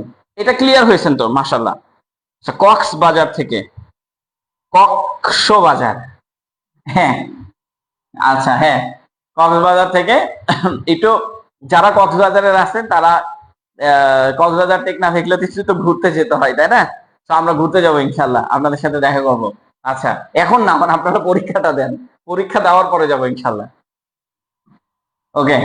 আহ কক্সবাজারে ওই যে আবিদুল আবিদ নাকি আবিদ নাম আসছিল, সে আমাকে হচ্ছে, আমি জানি আমার পেজেও আছে এখনো, সে আমাকে বলছিল যে ভাই আসেন, আমার বাবার হোটেল আছে, সেখানে হচ্ছে আপনার আপনার সব ফ্যামিলি নিয়ে সপরিবার নিয়ে হাজির হন, আমরা একসাথে ঘুরতে যাব। ঠিক আছে, মানে আপনাদেরকে বলতেছি না, বাট এরকম আসলে অনেক জায়গায় যাই তো তখন দেখি যে আসলে যাওয়ার আগে সবকিছু রেডি হয়ে থাকে, যে চিনি না, অজানা অচেনা জায়গা। যাই হোক, এখন আসেন কিন্তু ইংলিশ। কিন্তু ইংলিশ কি? বাট। ও আচ্ছা, আগে সাবজেক্টের ভার্ব খুঁজে বের করে দিই, সাবজেক্টের ভার্ব খুঁজে দিই। কিন্তু এখন তারা এই ভয়াবহতা উপলব্ধি করছে। তারা তারা হচ্ছে আমার সাবজেক্ট, তারা হচ্ছে আমার সাবজেক্ট। আপনি বাংলা বাক্যটা 3 বার পড়েন, পেয়ে যাবেন। করছে হচ্ছে আমার ভার্ব, কিন্তু এটার আগের অংশটা নিয়ে শুরু করতে হবে, উপলব্ধি করছে পুরোটা নিয়ে বলতে হবে এটা ভার্ব। তার মানে আমি সাবজেক্ট পেয়ে গেছি এবং আমি ভার্ব পেয়ে গেছি। আর টেনশন আছে? আর কোনো টেনশন নাই। সাবজেক্ট আর ভার্ব পাশাপাশি লিখতে হবে, কিন্তু শুরুতে কি আছে? শুরুতে আছে কিন্তু। তাহলে আগে কিন্তু লিখেন। কিন্তু ইংলিশ কি? বাট। তবে আমি আপনাকে বলে দিই, এখন আধুনিক ইংলিশে বাট লেখা হয় না, আধুনিক ইংলিশে লেখা হয় হাউএভার। আধুনিক ইংলিশ বলে যে হাউএভার লিখতে, হাউএভার, হাউএভার এটা লিখতে আধুনিক ইংলিশ বলে। আমরা লিখি বাট, বাট আধুনিক ইংলিশ এটা লিখে। তো আপনি যে কোনো একটা লিখবেন। নাও, এখন ইংলিশ কি? নাও। হ্যাঁ, দেখছেন, যেটা যেখানে আছে সেটা সেখানে লিখতেছি না, শুধু এখন সাবজেক্ট লিখলাম না, ভার্ব লিখতে হবে। তো নাও দে। তবে আপনি যদি বাক্যের মাঝে সাবজেক্ট লিখেন তাহলে দেখবেন সবসময় কমা দেওয়া আছে। নিউজ পেপার গুলোর দিকে লক্ষ্য করবেন, সবসময় কমা দেওয়া আছে, দে। আচ্ছা, উপলব্ধি করছে। এখন কয়টা ছে আছে? একার কয়টা আছে? একার একটা আছে। একটা একটা থাকলে কি হবে? এম, ইজ, আর, ভার্বের সাথে আইএনজি। তাহলে বসান। এই দের সাথে কোনটা যায়? দের সাথে যায় আর, দে আর। এবার কি বসবে? আইএনজি দিয়ে একটা ভার্ব বসবে। তাহলে উপলব্ধি করা ইংলিশটা কি? রিয়েলাইজ করা না? তো রিয়েলাইজিং, রিয়েলাইজিং মানে হচ্ছে রিয়েলাইজ করা। ঠিক আছে, রিয়েলাইজ করা। এখন লক্ষ্য করেন, এরপরে কি কি কিসে রিয়েলাইজ করা? আর কি বাকি আছে? এখনো লেখা, কিন্তু লেখা হয়ে গেছে, এখনো লেখা হয়ে গেছে, তারাও লেখা হয়ে গেছে। উপলব্ধি করা। সাবজেক্ট লিখেছি বলেই ভার্ব লিখতে হয়েছে, সাবজেক্ট না লিখলে ভার্ব লিখতে হইতো না। এর ভয়াবহতা, এর ইংলিশটা এখন আমি কিভাবে লিখবো? এর এর বাক্যের মাঝে যদি এর কথা লেখা থাকে তাহলে আপনি ইটস বসাবেন। কি বসাবেন? ইটস বসাবেন। এরকম না যে ইটস, এইটা বসাবেন না। এটার মানে হচ্ছে ইট ইজ, এটার মানে হচ্ছে ইট ইজ অথবা ইট হ্যাজ। এটা এই এই দুইটা। তো আমি বাক্যের মাঝে তো আর ওটা বসাতে পারি না, বাক্যের মাঝে ইটস বসাতে পারবো। বুঝতে পেরেছেন? এইটা না, এই যে অ্যাপোস্ট্রফি দিলেন আপনি, আইটি যে একটা অ্যাপোস্ট্রফি দিয়ে ইজ, এটা না, এটার মানে হচ্ছে ইট ইজ অথবা ইট হ্যাজ। আর ওইটা হচ্ছে আপনার পজিটিভ, পজিটিভ অ্যাডজেক্টিভ, এটা একটা অ্যাডজেক্টিভ, ইট ইজ। তো ইটস ভয়াবহতা ইংলিশ কি? ডেঞ্জার লিখতে পারেন, অথবা আরেকটা শব্দ আছে ভয়াবহতার ইংলিশের, আরেকটা শব্দ আছে সেভিয়ারিটি। আরেকটা ইংলিশ হচ্ছে সেভিয়ারিটি, অথবা আপনি ডেঞ্জার। ডেঞ্জার তো আমরা রাস্তাঘাটেই তো দেখতে পারি, ডেঞ্জার রাস্তাঘাটেই তো দেখতে পারি। স্যার শীট দিতে হবে তাহলে আমাদের ভালো হবে, সব তো আমরা ধরে ধরে রাখতে পারছি না। আচ্ছা, না, আমরা এগুলোর উপর আপনাকে শীট দিয়ে দিব, আপনাকে আমরা এগুলোর উপরে শীট দিয়ে দেবো। আমি শীট দিইনি এই কারণে, আমি পড়ানোর পরে যখন আপনাকে শীটটা দিব তখন আপনি বসে বসে জাস্ট করতে থাকবেন। কি করতে থাকবেন জানেন? আপনি সরাসরি লিখতে থাকবেন। দেখেন, শীটে সব কিছু দেওয়া আছে, আপনাকে প্র্যাকটিসের জন্য প্র্যাকটিস অংশও দেওয়া আছে। আপনি বাসায় বসে বসে ওগুলো প্র্যাকটিস করবেন। শীটই তো দেওয়া আছে, শীট না দিলে তো আপনার কোনো কিছু করে লাভ হবে না। আমাদের এখানে প্রত্যেকটা ক্লাসের জন্য আলাদা আলাদা লেকচার শীট আছে, এগুলো আপনাকে পিডিএফ আকারে আমি দিয়ে দেবো। আপনি বাজার থেকে কি করবেন, জাস্ট হচ্ছে যে একটু ফটো মানে প্রিন্ট আউট করে নিয়ে আসবেন। কয়েকটা দিনই তো, এই কয়েকটা দিন একটু প্রিন্ট আউট করেন, সর্বোচ্চ 200 টাকার মতন খরচ হবে সবগুলা পিডিএফ আপনার প্রিন্ট করতে। একটু খরচ করেন, 200 টাকাই তো মাত্র, এটা খরচ করে একটু বাসায় পড়েন। আর যারা মোবাইলে পড়তে পারেন আলহামদুলিল্লাহ, তারা মোবাইল খুলে খুলে সুন্দর করে পড়বেন। লেকচার শিট না দিলেও কখনোই হবে না, এইটার উপর আপনাকে ফুলি লেকচার শিট আমরা আপনাকে প্রোভাইড করবো। দুইটা নিয়মের জন্য, এই নিয়মের জন্য আলাদা, ওই নিয়মের জন্য আলাদা, আলাদা আলাদা। ওই নিয়ম মানে কোন নিয়ম? ওই যে গতকালকের ক্লাসের নিয়মের জন্য আলাদা। এই যে এগুলো নিয়ম একটা আছে না, এই এগুলো রুলস দিয়ে শেখা। আর এগুলো হচ্ছে রাইটিং দিয়ে শেখা। রাইটিং দিয়ে শেখা একটা নিয়ম, রুলস দিয়ে শেখা একটা নিয়ম। তো আমরা দুইটাই আপনাকে এখান থেকে শেখাবো, হ্যাঁ, দুইটাই আমরা আপনাদেরকে দিয়ে দিব। তো রিয়েলাইজিং ইটস ডেঞ্জার অথবা সেভিয়ারিটি, ঠিক আছে। তো দেখেন, তো আমাদের এটা হয়ে গেছে, তাই না বলেন? আচ্ছা, এখন এইভাবে আপনারা এই জিনিসগুলো লিখেছেন। এখন লক্ষ্য করেন, এইটা আমি কন্টিনিউয়াস টেন্সে লিখেছি, দেখেন। আর রিয়েলাইজিং মানে আর এর পরে ভার্বের সাথে কি আইএনজি লিখেছি। এইটার জন্য আমাকে কি দেখতে হতো, কোন অ্যাডভার্বটা দেখতে হতো? এটা অ্যাডভার্ব দেখতে হয়। নাও, বাক্যে যদি নাও থাকে তাহলে ভার্বের সাথে আইএনজি দিতে হয়। এটাই তো আমরা গত ক্লাসে শিখতেছিলাম না? ওকে, আইএনজি দিতে হয়। তো আমার এখানে নাও কি আমি দেখেছি? দেখি নাই। তার মানে নাও লেখা থাকলে আমরা ভার্বের সাথে আইএনজি দিয়ে দিব, তাহলে এই যে কন্টিনিউয়াস টেন্স হয়ে গেল। তো দেখেন, আপনারা যেটা একটু আগে শিখে আসছেন রাইট ফর্ম অফ ভার্ব, আর আমার এখান থেকে শিখতেছেন দেখেন রাইটিং দিয়ে রাইট ফর্ম অফ ভার্ব। হ্যাঁ, এবার লক্ষ্য করেন, ওগুলো আপনার শিখে খুব একটা স্টেবিলিটি করবে না, বাট এগুলো দিয়ে যখন আপনি বসে করতে থাকবেন আপনি সবগুলো পারবেন। শুধু মনে করেন যে এইটা না, ন্যারেশন থেকে যে কোশ্চেনটা আসবে সেটাও পারবেন, ভয়েস থেকে যে কোশ্চেনটা আসছে সেটাও পারবেন, প্রিপজিশন থেকে যে কোশ্চেনটা আসছে সেটাও পারবেন ইনশাল্লাহ। ওকে, এখন লক্ষ্য করেন, বিজ্ঞানীরা ইতিমধ্যে বহু গবেষণা সম্পন্ন করেছে। অবশ্যই বিজ্ঞানীরা, এখন আপনি বলতে পারেন এর সাথে তো র আছে। আরে ভাই, র তো এটা বিভক্তি না, এটা হচ্ছে প্লুরাল করে দেওয়া হয়েছে। বিজ্ঞানীরা, এটা হচ্ছে আমার সাবজেক্ট, আর এই যে করেছে এটা হচ্ছে আমার ভার্ব। কি করেছে? সম্পন্ন করেছে। তার মানে দুইটা নিয়ে একসাথে ভার্ব। এইটা স্যার অনুবাদ থেকে পড়ালে ভালো হয় না স্যার, তাহলে আমাদের দুইটাই হবে। হ্যাঁ, বঙ্গ অনুবাদ থেকে পড়ালে ভালো হয় স্যার, তাহলে আমাদের দুইটাই হবে। আচ্ছা ভাই,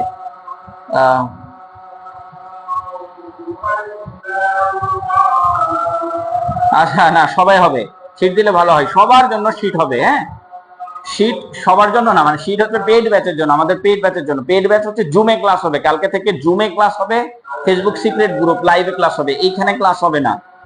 জুমে ক্লাস করতে পারবেন। আজান দিচ্ছে আমার কানে, আজানের শব্দ। আপনারা কি আজানের শব্দ শুনতে পাচ্ছেন? না শুনতে পারলে ক্লাস শুরু করব,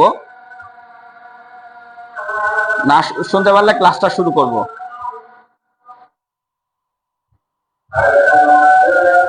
হ্যাঁ, যারা ভর্তি হয়েছে তারাই লেকচার শিটটা পাবেন।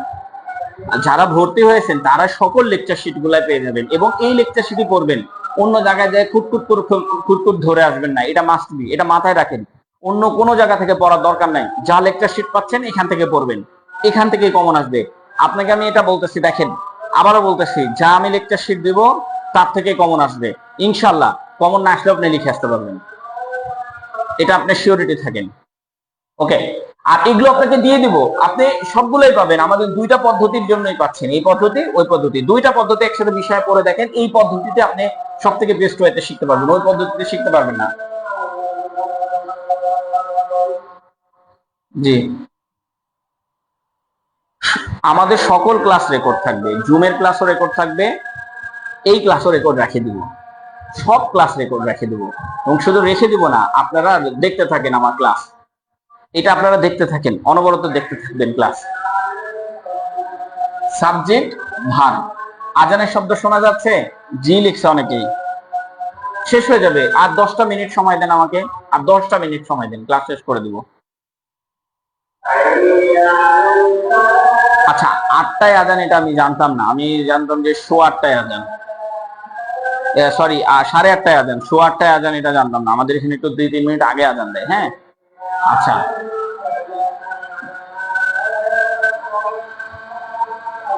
ক্লাস শেষ হয়ে যাবে, সামনে একটা ক্লাস এখনই শেষ হয়ে যাবে। বিজ্ঞানীরা, বিজ্ঞানীরা ইংলিশ কি? সায়েন্টিস্ট,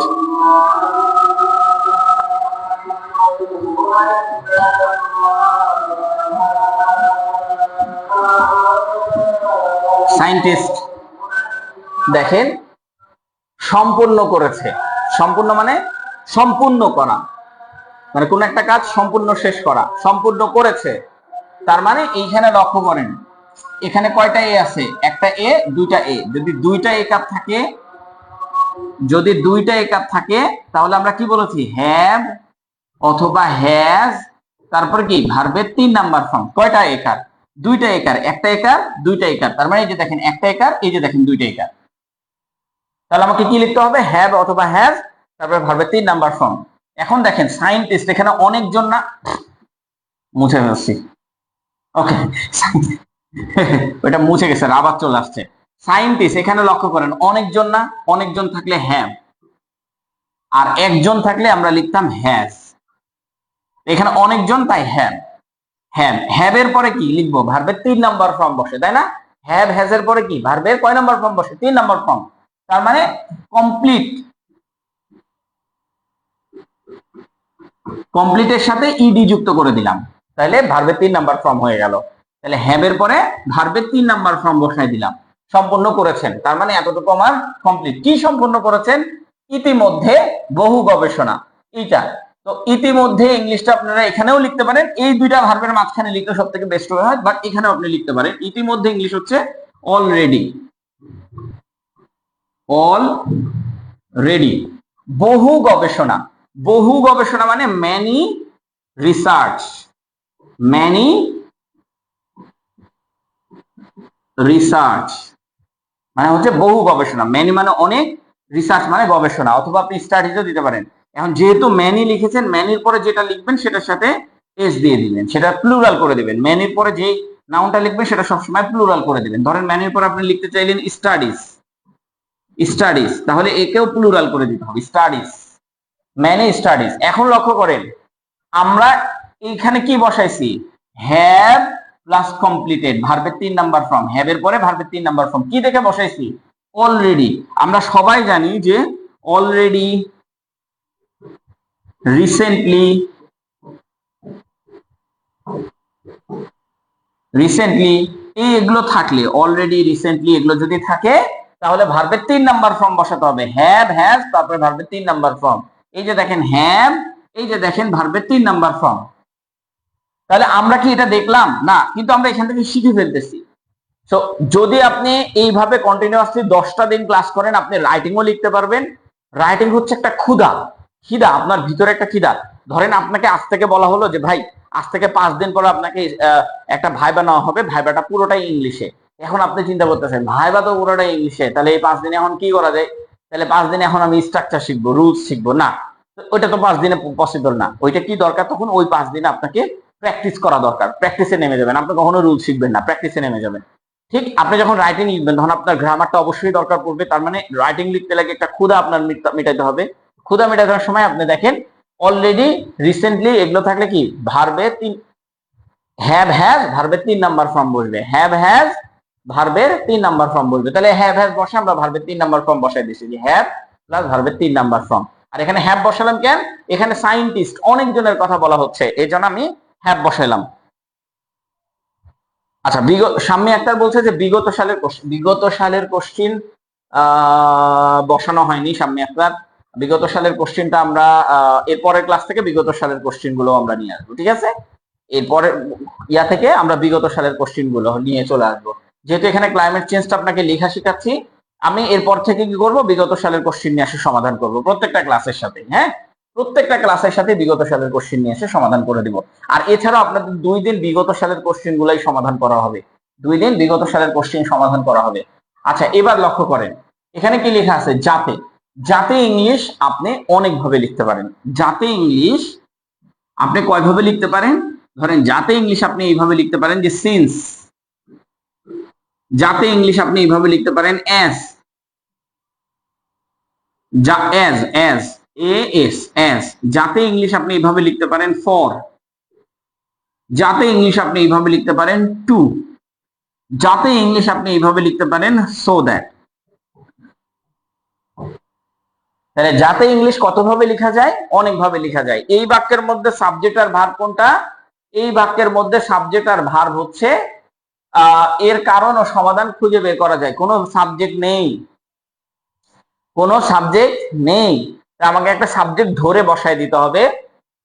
আর ভার্ব আছে করা, এই যে করা, তো করা যায়, এইটাও ধরতে হবে, এইটাও ধরতে হবে, মানে বের করা যায় পুরোটাই ধরতে হবে। করার পরের অংশও ধরতে হবে, করার আগের অংশ ধরে ভার্ব ধরে নিতে হবে। বুঝতে পেরেছেন? তো এখন আপনি লেখা শুরু করতে পারি আমরা।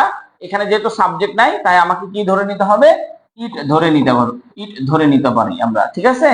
ইট ধরে নিতে পারি। অথবা ইটের একটা প্লুরাল ফর্ম আছে, সেটা হচ্ছে দেও ধরে নিতে পারি, দেও ধরে নিতে পারি, যেহেতু আগের বাক্যতে সাবজেক্ট হচ্ছে সায়েন্টিস্ট অনেকজন, তাই আমরা দে ধরবো, ইট ধরবো না। এগুলো আপনাকে আরো সহজ করে শেখানো হবে। প্রথম একটা ক্লাসেই যদি আপনি রাইট ফর্ম অফ ভার্বের প্রত্যেকটা ক্লাসেই আপনার গ্রামার থাকবে, প্রত্যেকটা ক্লাসে আপনি সুন্দর করে গ্রামার স্টাইলে শিখতে শিখতে চলে যাবেন। যে লাইক দ্যাট। আসেন, যাতে ইংলিশটা আমরা কোনটা দিয়ে লিখতে পারি, অ্যাজ দিয়ে লিখতে পারি, অ্যাজ দিয়ে আমি লিখলে সব থেকে বেটার, অথবা আপনি কি লিখতে পারেন, সো দ্যাট, সো দ্যাট দিয়েও লিখতে পারেন, যেটা ইচ্ছা। আচ্ছা, এখন আমাকে একটা সাবজেক্ট ধরে নেন। সাবজেক্টটা কি? দিয়ে ধরে নিলাম। সাবজেক্টটা কি? দিয়ে ধরে নিলাম, ইট না ধরে দিয়ে ধরলাম। আমি বলেছিলাম যে আপনি সাবজেক্ট আর ভার্ব দিয়ে লিখবেন, সাবজেক্ট আর ভার্ব দিয়ে লিখবেন। তো সাবজেক্ট যদি না পান তাহলে ইট লিখবেন, আর ভার্ব যদি না পান তাহলে কি লিখবেন? এম ইজ আর লিখবেন, এম ইজ আর।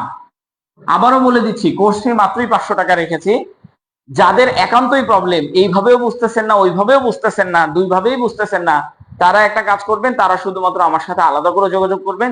5-6 জন বা 7 জন বা 10 জন হইলে তাদেরকে আবার আলাদা করে আরেকটা ক্লাস করে তাদের মতন স্কিল তৈরি করে আবার এখানে নিয়ে আসবো, ঠিক আছে?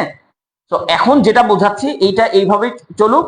দুইটা নিয়মই আমি শিখাই, একটা হচ্ছে নর্মাল নিয়ম যেটা আমাদের বইগুলোতে আছে সেই নিয়ম, আর যে আরেকটা নিয়ম হচ্ছে রাইটিং দিয়ে শেখানো এই নিয়ম। আর বিগত সালের কোশ্চেন, এটা খুবই গুরুত্বপূর্ণ, আমি বিগত সালের অনেকগুলো কোশ্চেন বের করেছি, আপনাদের প্রফেসর নন ক্যাডার বইগুলো থেকেও বের করছি অনেকগুলো কোশ্চেন। তো মানে এই অ্যানালাইসিস করে তারপরে আমি এই ক্লাসটা নিয়ে আসছি।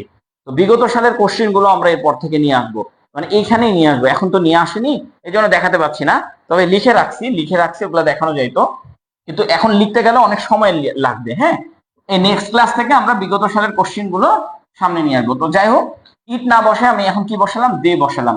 হ্যাঁ, দে বসালাম। আপনি দে বসাতে পারবেন, আপনি এটা নিয়ে ঝামেলা, মানে এটা নিয়ে ইয়া করতে ইয়া নাই, আপনি ইটও বসাতে পারবেন, সমস্যা নেই। আচ্ছা, করা যায় মানে করতে পারা যায়, করতে পারা যায়, এটাকে বলা হয় করা যায়, করতে পারা যায়, করতে পারা যায়, এটাকেই বলা হয় করা যায়। করতে পারা যায় মানে হচ্ছে করা যায়, এই দুটো একই জিনিস। এর জন্য আপনাকে কি করতে হবে? Can, could, may, might, shall, should, একটা মডাল ভার্ব আনতে হবে। ক্যান, একটা মডাল ভার্ব আনতে হবে। কেন? করা যায় এই কথা লেখা থাকলে মডাল ভার্ব ক্যান আনবো, করা যায় এই কথা লিখে থাকলে মডাল ভার্ব ক্যান আনবো, ক্যান। তারপরে কি করা যায়? বের করা যায়, তাহলে বের ইংলিশ হচ্ছে ফাইন্ড। মডাল ভার্বের পরে যদি আপনি একটা ভার্ব বসাতে চান তাহলে ভার্বের 1 নাম্বার ফর্ম বসাতে হবে, তাই ফাইন্ড এটা 1 নাম্বার ফর্মই আমি বসালাম, ক্যান ফাইন্ড। এর কারণ ও সমাধান কি? কারণ ও সমাধান, এর কারণ এন্ড সমাধান, এর কারণ তাই বলতেছে, তাহলে এর কারণ আর সমাধান কি? ইট কজেস মানে হচ্ছে এর কারণ, ইট কজেস এন মানে ইট কজেস মানে এর কারণ, it's causes, it's sorry it's causes, it's causes, causes and, causes মানে হচ্ছে কারণ, সমাধান ইংলিশ কি? এন্ড, এন্ড কার জন্য? ও এর জন্য লিখলাম, আর সমাধান ইংলিশ কি? Solution, solution. আপনারা একটা জিনিস একটু একটু বিবেচনা করবেন, স্যার আমরা সমস্যা হচ্ছে, আলাদা বোঝালেই ভালো হবে। আচ্ছা ধ্রুব, আপনি আমাকে আলাদা করে একটু নক করবেন, যারা পেড ব্যাচে ভর্তি হয়ে বুঝতে না পারবেন তারা একটু আলাদা করে নক করবেন, আর যদি নাও বুঝতে পারেন তা প্রথম ক্লাসটা একটু দেখে আসবেন, খুবই ইজি। আমি দরকার হয় আরো এখানে সহজ করে দিচ্ছি আপনাকে। It's causes and solution, causes মানে কি? কারণ, আর সলিউশন মানে কি? সমাধান। যার সমস্যা হবে তারা আলাদা, যার এটা বুঝতে পারছেন দুইটা। দেখেন গত ক্লাসে আমরা নিয়ম দিয়ে রাইট ফর্ম অফ ভার্ব শেখাচ্ছিলাম, এই ক্লাসে আমরা কি রাইটিং দিয়ে রাইট ফর্ম অফ ভার্ব শেখাচ্ছি। এখন দেখেন এইখানে আমরা রাইটিং দিয়ে যেটা বলেছিলাম যে মডাল ভার্বের পরে ভার্বের 1 নাম্বার ফর্ম বসে। তো দেখেন আমাদের এইখানে একটা right form of verb, modal verb কোনগুলো? Can, could, may, might, shall, should. বুঝতে পেরেছেন? এগুলোর পরে কি ভার্বের 1 নাম্বার ফর্ম বসে। তো আমি 1 নাম্বার ফর্ম আপনাদেরকে বসিয়ে দিলাম, তাহলে এটা আপনার কাছে সব থেকে বেশি ইজি হয়ে গেল। এখন এইভাবে আপনারা এটা লিখতে পারেন। এখন লক্ষ্য করেন আমরা আমাদের আরো আছে, আরেকটু সময় চাই, অল্প একটু সময়। এখানে লক্ষ্য করেন বিভিন্ন দেশ, বিভিন্ন দেশ ইংলিশ কি? ডিফারেন্ট কান্ট্রি, সরি বিভিন্ন দেশ, এটা আমার সাবজেক্ট। আর ভার্ব কোনটা? বৃদ্ধি করছে, করছেটা ভার্ব, এটা হচ্ছে বৃদ্ধি করছে, এটা হচ্ছে আমার ভার্ব। তাহলে এখন আমি সাবজেক্ট আর ভার্ব লিখবো। তাহলে সাবজেক্টটা লিখেন বিভিন্ন দেশ, মানে হচ্ছে ডিফারেন্ট কান্ট্রি। কি? Different country. আবারও বলতেছি শুনেন, অনেকগুলা দেশ তো, ডিফারেন্টের পরে ভার্ব যদি কোনো নাউন বসাতে চান তাহলে সেই নাউনের সাথে কি বসাতে হবে? ইএস বসায় এটাকে প্লুরাল করতে হবে। তারপরে ডিফারেন্টের পরে ডিফারেন্ট, তারপরে হচ্ছে সেভারেল, তারপরে হচ্ছে ম্যানি, ভ্যারাইটিস, ভ্যারিয়াস। এগুলোর পরে যে নাউনটা বসাবেন, যেমন কান্ট্রি বানানটা কি ছিল? কান্ট্রি। এর সাথে এটা হবে একটা দেশ, আর কান্ট্রিজ মানে অনেকগুলা দেশ। তো এইটার পরে এরকম বসাবেন, মানে প্লুরাল বসাবেন, প্লুরাল। বুঝতে পেরেছেন? আবারও বলছি, যারা কোর্সে ভর্তি হয়েছেন বুঝতে না পারছেন তারা আলাদা করে বুঝবেন, এবং আমি আপনাদেরকে আরো বেশি শেখাবো, আপনারা আরো বেশি শিখতে পারবেন এখান থেকে। এখান থেকে আপনার গ্রামার কমপ্লিট হয়ে যাবে। রিটেনের স্টাইলে গ্রামার শেখাবো, নর্মাল স্টাইলেও গ্রামার শেখাবো। দুই রকম স্টাইলে, একটা ক্লাসে দুই রকম স্টাইল শেখাবো। দুই রকম স্টাইল শেখানোর পর আপনাকে লেকচার শিট প্রোভাইড করে দিব। সেই লেকচার শিট নিয়ে আপনি সুন্দর করে বাসায় পড়াশোনা করবেন, তাহলেই আপনার আর কোনো কিছুর দরকার পড়বে না। ব্যাস। এটা আপনাকে শেখাবে প্যারাগ্রাফ, কিসের উপরে? ক্লাইমেট চেঞ্জ এন্ড ইটস ইম্প্যাক্টের উপরে আপনাকে প্যারাগ্রাফ লেখা শেখাচ্ছি, আর সাথে সাথে আপনাকে গ্রামারটাও শেখাই দিচ্ছি, রাইট ফর্ম অফ ভার্ব শিখাই দিচ্ছি। তাহলে দুইটা আপনি শিখলে কি হবে? একদিনে একটা প্যারাগ্রাফও শিখতে পারছেন, একদিনে আপনি গ্রামারও শিখতে পারছেন। বুঝতে পেরেছেন? ওকে, এখন আসেন ডিফারেন্ট কান্ট্রিজ। আমার এটা পুরোটাই হচ্ছে আমার সাবজেক্ট। ডিফারেন্ট কান্ট্রিজ এই পুরোটাই হচ্ছে আমার সাবজেক্ট। আর ভার বসাবো, বৃদ্ধি করছে। তাহলে কয়টা ছে আছে? কয়টা একার আছে? একটা একার আছে। একটা একার থাকলে আমি কি বলেছি? এম, ইজ, আর প্লাস ভার্বের সাথে আইএনজি বসাতে হবে, তাই না? তাহলে এখন এম, ইজ আর ভার্বের সাথে আইএনজি বসান, কারণ সাবজেক্ট লিখলেই ভার্ব লিখতে হবে, সাবজেক্ট না লিখলে ভার্ব লেখার দরকার নেই। এখন দেখেন, বৃদ্ধি করেছে, এর ইংলিশ কি? অনেকগুলা কান্ট্রিজ এর কথা বলা হচ্ছে, এটা প্লুরাল, তাই আর বসবে। এখানে লক্ষ্য করেন, ডিফারেন্টের জন্য কান্ট্রিজ এর সাথে এস বসেছে, কান্ট্রি যেহেতু প্লুরাল সেহেতু এখানে আর বসেছে। দেখেন, একটার সাথে আর একটা মিল। আর এখানে কি করেছে? একটা একার আছে, ভার্বের মধ্যে একটা একার আছে। তাহলে একটা একার থাকলে এম ইজ আর ভার্বের সাথে আইএনজি। তাহলে এখানে যে ভার্বটা বসাবো, বৃদ্ধির ইংলিশ হচ্ছে রাইজিং। আপনি রাইজিং বসাতে পারেন, আপনি ইনক্রিজিং বসাতে পারেন। ইনক্রিজিং, ইনক্রিজিং, রাইজিং মানে এর সাথে আইএনজি যুক্ত করা হয়েছে। ইনক্রিজ, ইনক্রিজের সাথে আইএনজি যুক্ত করা হয়েছে। আপনি সোরিং বসাতে পারেন, সোরিং এর সাথে কি যুক্ত করা হয়েছে? আইএনজি যুক্ত করা হয়েছে। এগুলো হচ্ছে নিউজ পেপারের। হ্যাঁ, তো এরকম এর সাথে আইএনজি যুক্ত করা হয়েছে। এখন লক্ষ্য করেন, এখন আমরা কি করব? রাইজিং কিসের উপরে? এখন, এখন ইংলিশ কি? নাও। তারপরে কি আছে? জলবায়ু বিষয়ক সচেতনতা। তাহলে জলবায়ু ইংলিশ কি? ক্লাইমেট বিষয়ক সচেতনতা লিখতে হবে না, বিষয়ক কথাটা লিখতে হবে না, ক্লাইমেট অ্যাওয়ারনেস, অ্যাওয়ারনেস। আচ্ছা, আচ্ছা, এখন বিষয়ক কথাটা আপনি লিখতে পারবেন কিভাবে? বিষয় ইংলিশ হচ্ছে অ্যাবাউট, বিষয় ইংলিশ হচ্ছে অ্যাবাউট। কারা কারা বুঝতে সমস্যা হচ্ছে কমেন্টেও জানান। হ্যাঁ স্যার, লেকচার শিট আগে দিলে ক্লাস করতে সুবিধা। ও, এটা একটা ভালো আইডিয়া শরীফুল ইসলাম, এটাও খুবই ভালো আইডিয়া। প্রতিদিন পেজে সলিউশন বাংলা দিলে ভালো হতো, প্রতিদিন এসেছে সলিউশন বাংলা সহ দিলে ভালো হতো। সেলিম রেজা, আমরা তো কেবল এখন শুরু করলাম, একদিনে যদি আপনারা অনেক বেশি দাবিদার করতে থাকেন তাহলে ক্লাস ভেঙে চড়ে চুরমার হয়ে যাবে। আমাদের দরকার কি এখন সেটা শুনেন। প্ল্যানিং এ আগানো, প্রথম ক্লাস এইটা, দ্বিতীয় ক্লাসের থেকে আরেকটু আপডেট, তৃতীয় ক্লাস আরেকটু আপডেট, চতুর্থ ক্লাস আরেকটু আপডেট। আসলে হচ্ছে এরকম যে আপনারা হয়তো অনেকে অনেক কিছু চাচ্ছেন, একটা ক্লাসে আপনাদের সবার মতামত নিয়ে একটা ক্লাস কখনোই পসিবল না। তাহলে তো আপনি একটা ক্লাসে সবকিছু আমরা শিখে যাব, তাই না? তো একটা ক্লাসে আসলে সবকিছুই পসিবল না। এই যে যেমন এটা শুরু হইলো, এটার একটা শেষ আছে, এটা একটা শুরু আছে, এটা একটা ওয়ান লেভেল, ওয়ান লেভেল থেকে 2 লেভেলে নিয়ে যাব, 3 লেভেলে, 4th লেভেলে, 5 লেভেলে। আপনাকে লেভেল অর্জন করতে হবে। তো এখানে অনেকে হয়তো এটা বলতেছেন যে এইভাবে শিখলে আসলে আমাদের হচ্ছে না, বা অনেকেই বলতেছেন যে রিটেন দিয়ে শেখা যাবে না। ভাই, রিটেন দিয়ে শিখে দেখেন, 5 দিন আমাকে সময় দেন, মাত্র 5টা দিন আমাকে সময় দেন। রিটেন আমি দিয়ে শিখাই, 5টা দিন আমাকে সময় দেন, তারপর আপনাকে আমি নিজে বলবো ভাই এখানে কি বসে বলেন তো। আপনি বলবেন এইটা, এটা তো আপনাকে একদম, এটা একদম বেসিক ক্লাস দেখাচ্ছি। এরপরে এইটা থেকে আরেকটু একটু আপনাকে অ্যাডভান্সে যাবে। একবারে যদি আপনাকে অ্যাডভান্স একবারে সবকিছু দেওয়া হয় তাহলে কিন্তু গিলতে পারবেন না, অনেকটা সমস্যা। আমি দেখাইতে পারবো, দেখাতে কোনো সমস্যা না, আমাকে 2-3 ঘন্টা সময় দিলে আমি দেখাইতে পারবো এখনো। ওকে, ইংরেজিতে আমরা বেশি দুর্বল, তাই সলিউশন পাইলে ভালো হইতো। ও সলিউশন পাইলে ভালো হতো, হ্যাঁ সবগুলোর সলিউশন তো আমরা দিবই, সবগুলোর সলিউশন দেবো, মানে বিগত সালের যত আছে কোশ্চিন সব সলিউশন এখানে নিয়ে আসবো, ঠিক আছে? বিগত সালের কোশ্চিন নিয়ে আসলে তো আপনারা আরো বেশি হ্যাপি হবেন। এইখানে আমরা দুইটা সিস্টেম আপনাকে শেখাচ্ছি। ফার্স্ট সিস্টেমটা আমি আপনাকে যদি বলি যে আমাদের আসলে সিস্টেমটা কি, এটা যদি আমি আপনাকে বলি, তো আমাদের প্রথম সিস্টেমটা হচ্ছে এরকম যে, একটু লক্ষ্য করেন, আমাদের প্রথম সিস্টেমটা হচ্ছে এরকম যে আমরা একটু থামেন, এখান থেকে আগে ইয়া করে দিই, রুটিনটা বের করে নিই।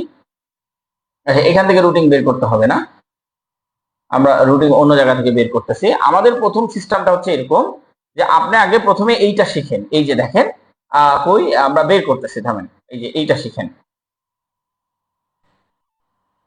এইটা না, এটা না, সরি সরি, এটা অন হয়ে গেছে ভুল করে। আচ্ছা এইটা চলে যান, এটা আমরা অফ করে দিই। হ্যাঁ, আপনি একটু লক্ষ্য করেন, আপনার শেখা শেষ, আপনার শেখা শেষ। ওকে, আমরা এটা একটু এক্সিট করে দিই, এটা আরেকটাতে অন হয়েছে। হ্যাঁ, ওকে, আপনাকে আমরা গতদিন এইটা শিখাইছি যে দেখেন, আপনি এই নিয়মটা আগে শিখে নেবেন, এইটার আগে ছোট্ট করে নিয়ম শিখে নেন, এইটার আগে ছোট্ট করে নিয়ম শিখে নেন। এই যে দেখেন এখানে আমি আরেকটু বড় করে দিই, আরেকটু বড় করে দিই। এই যে প্রথমে আপনি এটার নিয়মটা শিখলেন, শিখার পরে যখন আপনি এইটা দিয়ে নিয়মটা শিখবেন, আর আপনি দুইটা নিয়মই শিখবেন, একটা হচ্ছে এইটা দিয়ে শিখবেন, একটা হচ্ছে এইটা দিয়ে শিখবেন। দেখেন এতে কি হচ্ছে, climate change and its impact, এগুলো আপনাদের লিখিততে আসতে পারে না? Modern technique in crops cultivation, এগুলো আপনাদের লিখিততে আসবে। অথবা ফার্মার্স কন্ট্রিবিউট টু ন্যাশনাল, ফার্মার্সরা কিভাবে ন্যাশনালে কন্ট্রিবিউট করে, এগুলোও তো আপনাদের পরীক্ষাতে আসবে। এই যে এগুলো হচ্ছে প্যারাগ্রাফ, এগুলো হচ্ছে গ্রামার, তো আপনি এই গ্রামার গুলো দিয়ে এই প্যারাগ্রাফ সলিউশন করবেন, আবার এই সলিউশন দিয়ে এই গ্রামার সলিউশন করবেন। তাহলে কি হলো, আপনার গ্রামারও শেষ হলো, প্যারাগ্রাফও শেষ হলো, প্যারাগ্রাফও শেষ হলো, গ্রামারও শেষ হলো। এখন যেটা আমরা প্রথম দিন তো এটা নিয়েছি, দ্বিতীয় দিন আমরা এসে এটা নিচ্ছি, কিন্তু এটা প্রথম দিনের ক্লাস ছিল, বিদ্যুতের কারণে আমরা এই কাহিনীটা দুইবার করতে হয়েছে। এটা আমরা করাইছি, এখন আমরা এইটা দিয়ে এটা করাচ্ছি, এটা দিয়ে এটা করাচ্ছি, আবার এটা দিয়ে এটা করাচ্ছি, তাহলে আপনার দুইটা সলিউশনই হইলো। তো আপনি যখন দুইটা সলিউশন নিয়ে আসবেন তখন আপনাকে কেউ আটকাতে পারবে না, ঠিক আছে?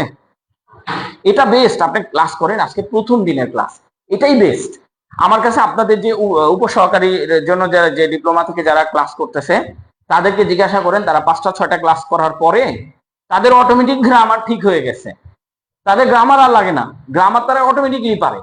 তো 5টা 6টা ক্লাসে যেখানে আপনি গ্রামার শিখতেছেন, এটা আপনি গ্রামারের 30টা ক্লাস করে আপনি শিখতে পারতেছেন না।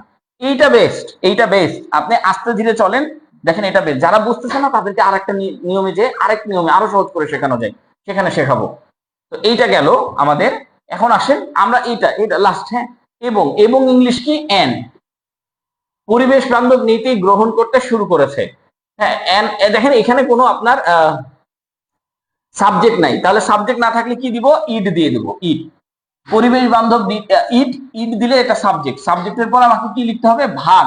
তাহলে এ একবার আছে, তার মানে কন্টিনিউয়াস টেন্স, এ একবার আছে, এই যে এ একবার আছে, এ যদি দুইবার থাকতো তাহলে আমরা কি করতাম, এখানে হচ্ছে হ্যাভ হ্যাজ নিতাম। এ একবার আছে তাই আমরা এম ইজ আর ভার্বের সাথে আইএনজি, তো ইটের সাথে কি যায়, ইজ, ভার্বের সাথে আইএনজি, তাহলে দেখেন শুরু করেছে, শুরু করা ইংলিশ কি, স্টার্টিং, স্টার্টিং, স্টার্টিং, এই যে ভার্বের সাথে আইএনজি দিয়ে দিলাম।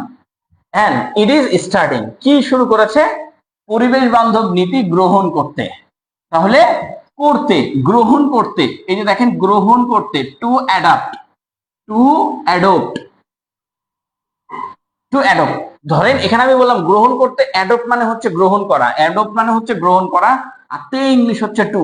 যেমন আপনি বলেন না যে স্লিপ, স্লিপ মানে কি, ঘুমানো, কিন্তু আপনি যদি এখানে লিখে দেন টু স্লিপ, তার মানে কি, ঘুমাতে। আপনি যদি ইট মানে খেতে, খাওয়া, ইট মানে কি, খাওয়া, কিন্তু আপনি যদি লিখেন টু ইট, তার মানে কি, খেতে। এখানে লক্ষ্য করেন, এটাও এই ঘটনাটা ঘটেছে, এইটা হচ্ছে আরেকটা ক্লাস আপনাকে সুন্দর করে বুঝিয়ে দেওয়া হবে। হ্যাঁ, কি কি গ্রহণ করতে, পরিবেশ বান্ধব নীতি, তাহলে পরিবেশ বান্ধব ইংলিশটা কি, ইকো ফ্রেন্ডলি, ইকো ফ্রেন্ডলি মানে হচ্ছে পরিবেশ বান্ধব। ইকো ফ্রেন্ডলি মানে কি? পরিবেশ বান্ধব। আর এই যে নীতি ইংলিশটা কি? পলিসি। নীতি ইংলিশ কি? পলিসি। আপনি একটা জিনিস মাথায় রাখেন, আমি একটা গল্প করেছিলাম আমার পেইড ব্যাচের সাথে, যে আমাদের একটা স্যার আছে, স্যারটা অনেক বয়স হয়ে গেছে, তো স্যার ইংলিশে কথা বলে। আমাদের একটা স্যার, উনি আবার হচ্ছে বিভিন্ন জায়গায় ইংলিশে কথা বলে, ইংরেজি নিউজ পেপার পড়ে বিভিন্ন। ইভেন আমার সাথে যখন আমি ঢাকায় আসছি, তখনও স্যারের সাথে আমার দেখা হয়েছে।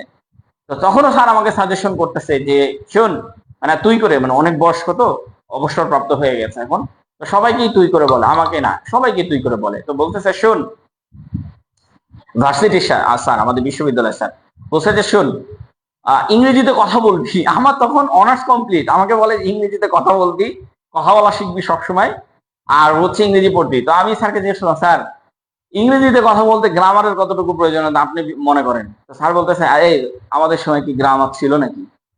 তোদের সময় গ্রামার আসছে, আমাদের সময় কোনো গ্রামার ছিল না। আমি বলছি স্যার এই জন্য আপনারা ইংলিশে কথা বলেন বেশি, আর আমাদের সময় আমরা ইংলিশে কথা বলতে পারি না, কি আমরা গ্রামারের উপরে নির্ভর। কিন্তু আপনাদেরকে যদি বলা হয় এই গ্রামারটাকে, আপনারা গ্রামার বলে দিচ্ছেন। ইভেন আমার বড় ভাইয়ের কথাও যদি আমি বলি, আমার ভাইয়া রাজশাহী ইউনিভার্সিটি থেকে অ্যাকাউন্টিং থেকে ইনফরমেশন থেকে ইয়া করছে, এখন উনি ব্যাংকে জব করেন। ওনার কথাও যদি আমি বলি, ওনার ইংলিশ লেভেল খুবই বেটার। আমি ভাইয়াকে জিজ্ঞেস ভাইয়া তুমি কোন বই পড়ছো? ভাইয়া বলে আমি হুসাইন, চৌধুরী এন্ড হুসাইনের অ্যাডভান্স বই পড়ছি। তো আমি বললাম কোন ক্লাসে উঠে? বলে ক্লাস 9-10-এ উঠে। বলছি কি ছিল, গ্রামার ছিল? জানেন আমাদের সময় গ্রামার বলে কোনো কিছুই ছিল না। আমি বললাম ভাইয়া তাহলে তুমি এত সুন্দর ইংলিশে কথা বলতে পারো কি করে, বা এত সুন্দর ইংলিশ লিখতে পারো কি করে, এটা পসিবল কি করে? বলে ওটা পড়তে পড়তে হয়ে গেছে। আর তারপর আমি বলছি যে তাহলে আমি যখন গ্রামার তোমাকে জিজ্ঞাসা করি যে এটা ভয়েসটা, এটা কিভাবে পসিবল, যে তুমি তখন আমাকে কিভাবে শেখাই দাও যে এটা ভয়েসটা? আরে একলা আমরা পড়তে পড়তে হয়ে গেছে, তো ওদের মতন এত গ্রামার আমাদের ছিল না। আমি বললাম তাহলে তুমি আমাকে কিভাবে পড়াও, তুমি আমাকে কিভাবে গ্রামার পড়াচ্ছ? বুঝছি এটা পড়তে পড়তে হয়ে গেছে। তার মানে সমস্যাটা কোন জায়গায় বুঝতে পেরেছেন? সমস্যাটা হচ্ছে এইটা যে আমরা গ্রামারের উপরে নির্ভরশীল, কিন্তু গ্রামার আমাদের উপরে নির্ভরশীল হওয়ার কথা ছিল, কিন্তু আমরা গ্রামারের উপরে নির্ভরশীল। ঠিক একইভাবে আপনি যখন এইভাবে লিখতে লিখতে 5টা ক্লাস করবেন, 6টা ক্লাস করবেন, 7টা ক্লাস করবেন, ইনশাল্লাহ আপনাকে কেউ আটকাতে পারবে না। আসেন এখান থেকে দেখি। দেখেন এটা আমার সেন্টেন্স লেখা শেষ।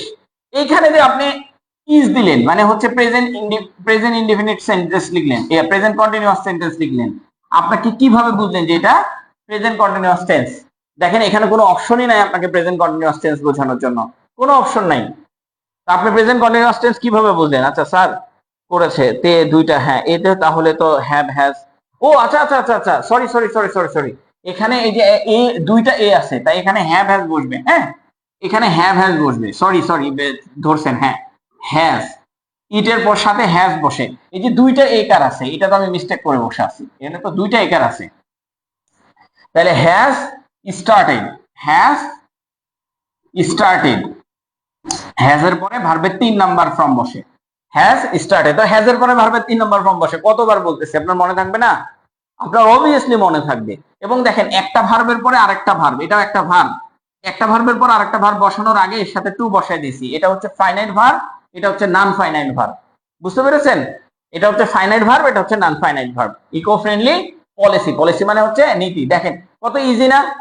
অনেক ইজি টেকনিক ভাই, অনেক ইজি টেকনিক। স্যার পার্সোনালি কথা বলা যাবে অবভিয়াসলি, সেলিম রেজা সমস্যা নেই। আমি আপনাকে এইভাবে বলি নাই, আমি বলতেছি যদি সবাই আমার মানে ইয়া করে তাহলে হ্যাঁ, আপনাদের জন্য এক্সট্রা ক্লাসের ব্যবস্থা আছে। সেটা হচ্ছে যাদের অনেক দুর্বল তারা আলাদা করে ক্লাস করবেন ভাই। এটা হচ্ছে আমি আগে এইভাবে পড়াচ্ছি, পড়ায় দেখতেছি যে কতজন কি লেভেলে আছে। যারা এই লেভেলেও বুঝতেছে না তারা তো অবশ্যই অন্য লেভেলে আসতে চাবে, তো তাদেরকে অন্য লেভেলে। বাট আপনি 5টা ক্লাস করেন, জাস্ট 5টা ক্লাস করেন, আপনি হয়তো এই ক্লাসটা বুঝতে পারছেন না, পরের ক্লাসটা বুঝতে পারবেন, বাট আপনি বুঝতে পারবেন, এইটা আমি আপনাকে শিওর দিলাম। আপনি লিখতেও পারবেন ইংরেজি, আপনি গ্রামারও পড়তে পারবেন। সেলিম রেজা অবশ্যই আমার সাথে কথা বলতে পারবেন। তবে একটা জিনিস, আমি একটু জব করি, আমি সকাল 10টা থেকে বিকাল 5টা পর্যন্ত হচ্ছে ফোন ধরতে পারি না। 5টার পরে আমি সবাইকে ফোন ধরি, আমি ব্যাংকে জব করি, তো দেখা যায় যে 5টার পরেও মাঝে মাঝে আমি ব্যস্তই থাকি, 5টা থেকে 5:30 6টাও ব্যস্তই থাকতে হয়। সো ওই সময়গুলোতে আমি আপনার ফোনটা রিসিভ করতে আর পারছি না। তো এই জন্য মাঝে হচ্ছে যে সময়টা, যেমন 1টা থেকে 2টা, 1টা থেকে 2টা, এই সময়টা আবার আমি একটু ফোন রিসিভ করতে পারি। 1টা থেকে 2টা একটা ব্রেক টাইম থাকে, বা 2:30 পর্যন্ত একটা ব্রেক টাইম থাকে। এই ব্রেক টাইমে আমি একটা ফোন রিসিভ করতে পারি আবার। তো এই সময়গুলোতে আপনি আমাকে মেসেজ করতে পারেন, কিন্তু ফোন আসলে ধরাটা অনেক বেশি রিস্কি হয়।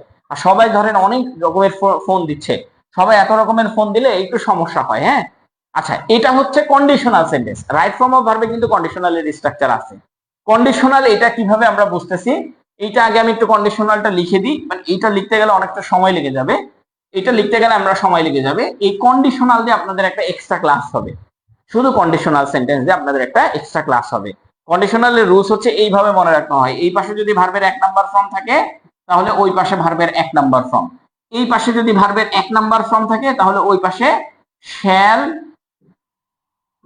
উইল প্লাস ভার্বের 1 নাম্বার ফর্ম। এখন বলতেছেন এই পাশে থাকলে এই পাশে একবার 1 নাম্বার, এই পাশে থাকলে এই পাশে 1 নাম্বার, এগুলো আপনাকে আমি পরে শেখাবো। হ্যাঁ, এটা হচ্ছে, এটাকে বলা হয় জিরো কন্ডিশনাল। এটা হচ্ছে চিরন্তন সত্য, এটা হচ্ছে চিরন্তন সত্য বাক্যগুলোকে বলা হয় জিরো কন্ডিশনাল। আর এটা হচ্ছে চিরন্তন সত্য না, এই পাশে ভার্বের 1 নাম্বার ফর্ম, ওই পাশে ভার্বের 2 নাম্বার ফর্ম। যদি আমি গাড়ি চালাই, তাহলে অ্যাক্সিডেন্ট হবে, সেটা হচ্ছে 2 নাম্বার ফর্ম। এরকম করে এগুলো আমরা আপনাকে শেখাবো। হ্যাঁ, এগুলোর জন্য আলাদা ক্লাস আছে আমাদের, যেহেতু এখন সময়টা চলে যাচ্ছে অনেকটাই। 5 দিন করেন আগে, হ্যাঁ 5 দিন করেন আগে, করেন, আমি এটা বলছি করেন, করার পরে আস্তে আস্তে হয়ে যাবে। আর যদি আপনার নাও বুঝতে পারেন, এই ক্লাসটা আরেকবার দেখেন ভাই, এই ক্লাসটা আরেকবার দেখেন, খুবই ইজি, খুবই ইজি। এইখান থেকে ধরে আমি এটা করে দিই আপনাকে, দেখেন আপনি এখানে কন্ডিশনাল সেন্টেন্স শিখলেন না, আপনি এখানে কিন্তু আপনি দেখেন এখানে কন্ডিশনাল সেন্টেন্স শিখতেই হবে না আপনাকে। দেখেন আমি আপনাকে দেখাই দিচ্ছি যে কন্ডিশনাল সেন্টেন্স আপনাকে শিখতেই হবে না। আপনি বাংলা দিয়ে করতে করতে দেখেন একটা সময় সব পারবেন না। আপনার প্রশ্ন আমাকে দেন, আমি পাচ্ছি, কিন্তু আপনার গ্রামার এখন আমি আর পড়ি না, গ্রামার এখন আমি আর পড়ি না।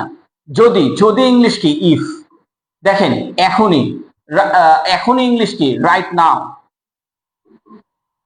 আচ্ছা, রাইট নাও, এখানে সাবজেক্টটা কোনটা, কার্যকর পদক্ষেপ, এইটা আমার সাবজেক্ট, তাহলে সাবজেক্ট বসালে আপনাকে ভার্ব বসাতে হবে। তাহলে ইফেক্টিভ, ইফেক্টিভ মানে হচ্ছে কার্যকর। দেখেন এখানে আমি কন্ডিশনাল সেন্টেন্স লিখবো, কিন্তু আপনি বুঝবেন না যে লিখে ফেলছি, বা আপনি লিখে ফেলছেন এটাও বুঝবেন না। ইফেক্টিভ পদক্ষেপ, স্টেপস, স্টেপ মানে হচ্ছে পদক্ষেপ।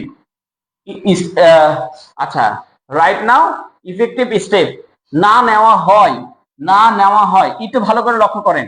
ইফেক্টিভ স্টেপ, এটা কি কোনো ব্যক্তি, মানুষ? এটা কি মানুষ? মানুষ না।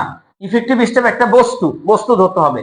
বস্তুর পরে আমি যদি এখন একটা ভার্ব লিখতে যাই, না নেওয়া হয়, তাহলে আর প্যাসিভ ভয়েসে লিখতে হবে, are not, are not taken. Passive voice মানে হচ্ছে এম ইজ আর এর পরে ভার্বের 3 নাম্বার ফর্ম বসাতে হবে। আমরা যা সবাই জানি যে টেক হচ্ছে 1 নাম্বার ফর্ম, টুক হচ্ছে 2 নাম্বার ফর্ম, আর টেকেন হচ্ছে 3 নাম্বার ফর্ম। তো এটা আর এম ইজ আর এর পরে 3 নাম্বার ফর্মটা বসাতে হবে। 1 নাম্বার ফর্মও বসানো যাবে না, 2 নাম্বার ফর্মও বসানো যাবে না, 3 নাম্বার ফর্মও বসানো যাবে না। সরি, 3 নাম্বার ফর্ম বসানো যাবে না, 3 নাম্বার ফর্ম বসাতে হবে। টেকেন 3 নাম্বার ফর্ম বসাতে হবে। এইটা রাইট, এইটা বসাতে হবে আপনাকে। কেন? এটা একটা প্যাসিভ ভয়েস। এখন প্যাসিভ ভয়েসের তো আমাদের ক্লাস হয়নি, তো কিভাবে বুঝতাম, একটু মানে আপনাকে একটা হিন্স দিয়ে রাখলাম যে যদি মনে করেন বস্তু থাকে তাহলে প্যাসিভ ভয়েসে লিখতে হবে। সাবজেক্ট, সাবজেক্ট এখানে বস্তু, তাই প্যাসিভ ভয়েসে ভার্ব লিখলাম। ভয়েসের ক্লাসে এটা শিখাই দেবো আপনাকে। হ্যাঁ, লেখাটা আপনাকে শিখাই দেবো। আর আপনি তখন কি করবেন, আপনি দেখা মাত্রই লিখে ফেলতে পারবেন, আপনার রুলস পড়তে হবে না, ইজিলি আপনি লিখতে পারবেন। আর নট টেকিং, এখন হয়তো আপনার একটু মনে হচ্ছে এটা কিভাবে হইলো আর নট টেকিং, এটা প্যাসিভ ভয়েসে লিখলাম ভাই। এখন আপনাকে প্যাসিভ ভয়েস শেখাতে গেলে সময় লাগবে একটু, আপাতত শেখাচ্ছি না, না হয়। তারপরে কি কমা, না হওয়া ইংলিশটা আমরা লিখেছি আর নট টেকিং, মানে স্টেপ যদি না নেওয়া হয়। তারপরে কি ভবিষ্যৎ প্রজন্ম, এখানে সাবজেক্ট এটা, তাহলে ভবিষ্যৎ প্রজন্ম মানে কি, এটা কি ব্যক্তি না বস্তু? অবশ্যই ভবিষ্যৎ প্রজন্ম আমাদের ব্যক্তি, তাহলে ফিউচার জেনারেশনস, ফিউচার মানে হচ্ছে ভবিষ্যৎ, আর এই যে প্রজন্ম ইংলিশ কি, জেনারেশন, জেনারেশন, ফিউচার জেনারেশন। আচ্ছা, মুখোমুখি হবে, তাহলে ফিউচার জেনারেশন মুখোমুখি হবে, কি মুখোমুখি হবে, সমস্যার মুখোমুখি, র আছে তার মানে এটার সাথে এটা সম্পর্ক, তাহলে সমস্যার মুখোমুখি হবে। ফিউচার জেনারেশন কি হবে, সমস্যার মুখোমুখি হবে। যে বাক্যে ব আছে সেখানে আপনাকে শ্যাল অথবা উইল লিখতে হবে। ব থাকলে, বাংলা বাক্যে যদি ব থাকে তাহলে শ্যাল অথবা উইল লিখতে হবে ভার্বের সাথে। তার মানে এখানে আপনি কি লিখবেন, শ্যাল বা উইল দেন উইল। এখানে দেখেন এইটা হচ্ছে আমার সাবজেক্ট, এইটা এখন আমার ভার্ব। এইটা বাক্য তো শেষ, এখান থেকে তো এই পর্যন্ত একটা বাক্য চলে গেছে, আরেকটা বাক্য শুরু হচ্ছে। তাহলে আমি প্রথমে কি লিখলাম? সাবজেক্ট লিখলাম। সাবজেক্টের পরে কি লিখতে হবে? ভার্ব। তাহলে ভার্ব কি? ব আছে, তাহলে উইল দিয়ে দিলাম। উইল মানেই হচ্ছে ব। তারপরে কি? সমস্যার মুখোমুখি, ফেস। ফেস মানে হচ্ছে মুখোমুখি, মানে এটা হচ্ছে ভার্বের 1 নাম্বার ফর্ম বসালাম। সমস্যার মুখোমুখি, মুখোমুখি হবে, মুখোমুখি হবে কিসের? সমস্যার। ফেস দা প্রবলেম, ফেস দা প্রবলেম। আচ্ছা, ভয়াবহ সমস্যা। হ্যাঁ, এই দেখেন ভয়াবহ সমস্যা, ফেস দা, ফেস দা ডেঞ্জার প্রবলেম, ফেস দা ডেঞ্জার। ভয়াবহ ইংলিশ কি লিখবো? ডেঞ্জার, ডেঞ্জার প্রবলেম, সমস্যা, দ্য ডেঞ্জার প্রবলেম। এইভাবে আমরা এখান থেকে লিখে দেব। এখন আপনাকে আমি যদি বলি যে আপনি এখানে কিভাবে বুঝলেন যে এইটা হচ্ছে ফিউচার টেন্স? ভাই এটা কন্ডিশনাল টেন্স, বাট আপনাকে কন্ডিশনাল টেন্স লিখতে হয়নি, এটা অটোমেটিকলি হয়ে গেছে। তো আপনাদের একটা ক্লাস হবে, সেখানে আমরা কন্ডিশনালের বেসিকটা আগে দেখাই দিব, তারপর রিটেন দিয়ে কন্ডিশনাল দেখাবো। তাহলে এটাকে কি হলো? রিটেন দিয়ে প্র্যাকটিস হয়ে গেল। এইখানে হচ্ছে প্যাসিভ ভয়েস বসেছে, এটাও একটা ভার্ব। আপনাদের কন্ডিশনাল সেন্টেন্স ও রাইট ফর্ম অফ ভার্বেরই একটা অংশ, কিন্তু এটা একটু আলাদা ক্লাস নিলে আপনাদের জন্য বেটার হবে। হ্যাঁ, আলাদা ক্লাস, সবাই বুঝতে পারছি, বাট আপনার সাথে কথা বলার নাম্বারটা দেন। আমার সাথে কথা বলার নাম্বার হচ্ছে, সবাই একটু ফোন দিবেন না, হ্যাঁ, 10টা থেকে 5টা পর্যন্ত ফোন দেওয়ার দরকার নাই, আর একটু টেক্সটের চেষ্টা করবেন। হ্যাঁ বল। আচ্ছা আচ্ছা, হ্যাঁ, আমি নাম্বারটা একটু বোর্ডে লিখে দিচ্ছি আপনাদেরকে। এইটা না মোছাটাই বেটার ছিল, আরেকটা নিলে বেটার হতো। আচ্ছা, আরেকটা নিয়ে নিলাম আমরা। নাম্বারটা হচ্ছে আমার 01701। হ্যাঁ, এইটা আমার নাম্বার 042595। ফোনে আমাকে পাবেন না সকাল 10টা থেকে বিকাল 5টা পর্যন্ত, আমি ফোন রিসিভ করি না। হ্যাঁ, 1টা থেকে 2টা পর্যন্ত আমি ফোন রিসিভ করি, এর মাঝখানে আবার আমার একটা নামাজ আছে, জোহরের নামাজ, আবার একটু খাই দায়িত্ব করতে হয়। অফিস করলে তো, যারা অফিস করেন আপনারা তো বুঝেন যে অফিস করার পরে প্রচন্ড ক্ষুধা লেগে যায়, তো এই মাঝে আবার একটু খাওয়া দাওয়া করতে হয়, নামাজ কালাম করতে হয়, ওই মাঝখানেই যতটুকু ফোন ধরতে পারি ধরি। আর একটু বিকাল থেকে ফোন ধরি 7টা পর্যন্ত, আবার 7টার পর থেকে তো আমার ক্লাস থাকে, ক্লাসে চলে আসি। তো এই সময়গুলোতে আমাকে ফোন দিলে পাবেন। এর পাশাপাশি আমাকে একটু মেসেজ করবেন, এটা আমার নাম্বার। আপনার যে কোনো প্রবলেম আমার সাথে হোয়াটসঅ্যাপে শেয়ার করতে পারেন, আর হচ্ছে আমার কোর্সেও ভর্তি হতে পারেন আমার সাথে হোয়াটসঅ্যাপে। আর পেজে আমাদের একজন মডারেটর কাজ করছেন আপনাদের জন্য। আপনারা যদি পেজে নক করেন, টাকাটা যদি পাঠিয়ে দেওয়ার পরে পেজে নক করেন, মাত্র 500 টাকা ভাই, মাত্র 500 টাকা। এটা আপনাদের আজকেরটা ফ্রি ক্লাস হইলো।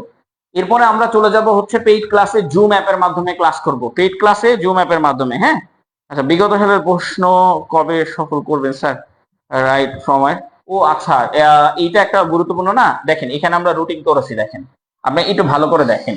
যখন আপনারা এইভাবে রিটেন দিয়ে গ্রামার শিখবেন, শিখতে শিখতে ধরেন এই পর্যন্ত আসবেন, কই এই ন্যারেশন পর্যন্ত আসবেন, ভয়েস শেষ করে এই ন্যারেশন পর্যন্ত যখন আসবেন, তখন আপনি রাইটিং লেখা শিখে যাবেন, মানে রাইটিং এবং গ্রামার গুলো শিখে যাবেন। তারপরে যে ক্লাসগুলো, যেমন error correction, confusing word, idiom and phrase, এইগুলো যখন আপনি লিখবেন তখন আপনার রাইটিংটাকে স্কিল আপ হবে। তারপরে যখন আপনাকে লেটার রাইটিং করাবো, তারপরে যখন আপনি লেটার রাইটিং করবেন, তখন এটা ফর্মাল স্টাইলে শিখবেন। তারপরে যখন আপনি এখানে প্রত্যেকটাতে আপনি গ্রামার পাবেন। কোন ক্লাস পর্যন্ত? 13 নাম্বার ক্লাস পর্যন্ত যতগুলো গ্রামার আছে সব গ্রামার কমপ্লিট হয়ে যাবে আপনার। রিটেন দিয়ে যদি আপনি গ্রামার শিখেন, তাহলে সব গ্রামার আপনার কমপ্লিট হয়ে যাবে, ভোকাবুলারি কমপ্লিট হয়ে যাবে। এখন দেখেন, এই যে এখানে আমরা প্রিভিয়াস ইয়ারের কোশ্চেন সলভ, এটার উপরে 2টা ক্লাস দিয়েছে আপনাদেরকে। প্রিভিয়াস ইয়ারের কোশ্চেন সলভের উপরে কি আমরা 2টা ক্লাস রাখছি, এই যে 2টা ক্লাস। এই 2টা ক্লাসে আমরা কি কি শিখবো? আপনার হয়তো মনে হতে পারে ভাইয়া মাত্র 2টা ক্লাসে প্রিভিয়াস কোশ্চেন সলভ। দেখেন, একদিনে আমরা এসে এর যতগুলো এসে আছে সবগুলা লেখা দেখাবো একটা একটা করে, যে আপনি লিখতে পাচ্ছেন নাকি। আমি বাংলাটা শো করব, আপনি দেখবেন আপনি ইংরেজিতে লিখে লিখে দিচ্ছেন। আর এই তথ্যগুলো আমি আপনাকে দিয়ে দিব, এর অনেকগুলো তথ্য আমি আপনাকে দিয়ে দিব। আরেকটা হচ্ছে গ্রামার, আপনাকে যে গ্রামার শিখাইলাম, আপনি এসে লিখতে লেগে গ্রামারে কি কি প্রবলেম হচ্ছে এখন, সেটাও কিন্তু আমি আপনার ওইখানে খেয়াল করতে পারবো। এবং গ্রামারের যে বিগত সালের কোশ্চেন গুলো আছে, এগুলো আমি এই ক্লাসে তুলে ধরবো। সকল গ্রামারে সবগুলোর প্রশ্ন, ধরেন 100টা প্রশ্ন আমি এখানে নিয়ে আসবো, এই 100টা প্রশ্ন আপনাকে সলভ করে দেখাবো ইনশাল্লাহ। এর পাশাপাশি লেটার ফোকাস, লেটারটা যেটা আপনাকে আমি করাইছি এটা আপনার খুব ইজি, এটা আপনার অল্প, জাস্ট হচ্ছে 2টা লেটার দেবো আপনাদেরকে, দিয়ে বলবো এটা কিভাবে লিখতে হয় লিখেন, আপনারা লিখে জমা দিয়ে দিবেন। এবং এগুলো বিগত সালের কোশ্চিন, আমাদের কি কি লেটার আসছিল এখান থেকে আমরা সুন্দর সুন্দর ওয়ার্ড গুলো বাছাই করব।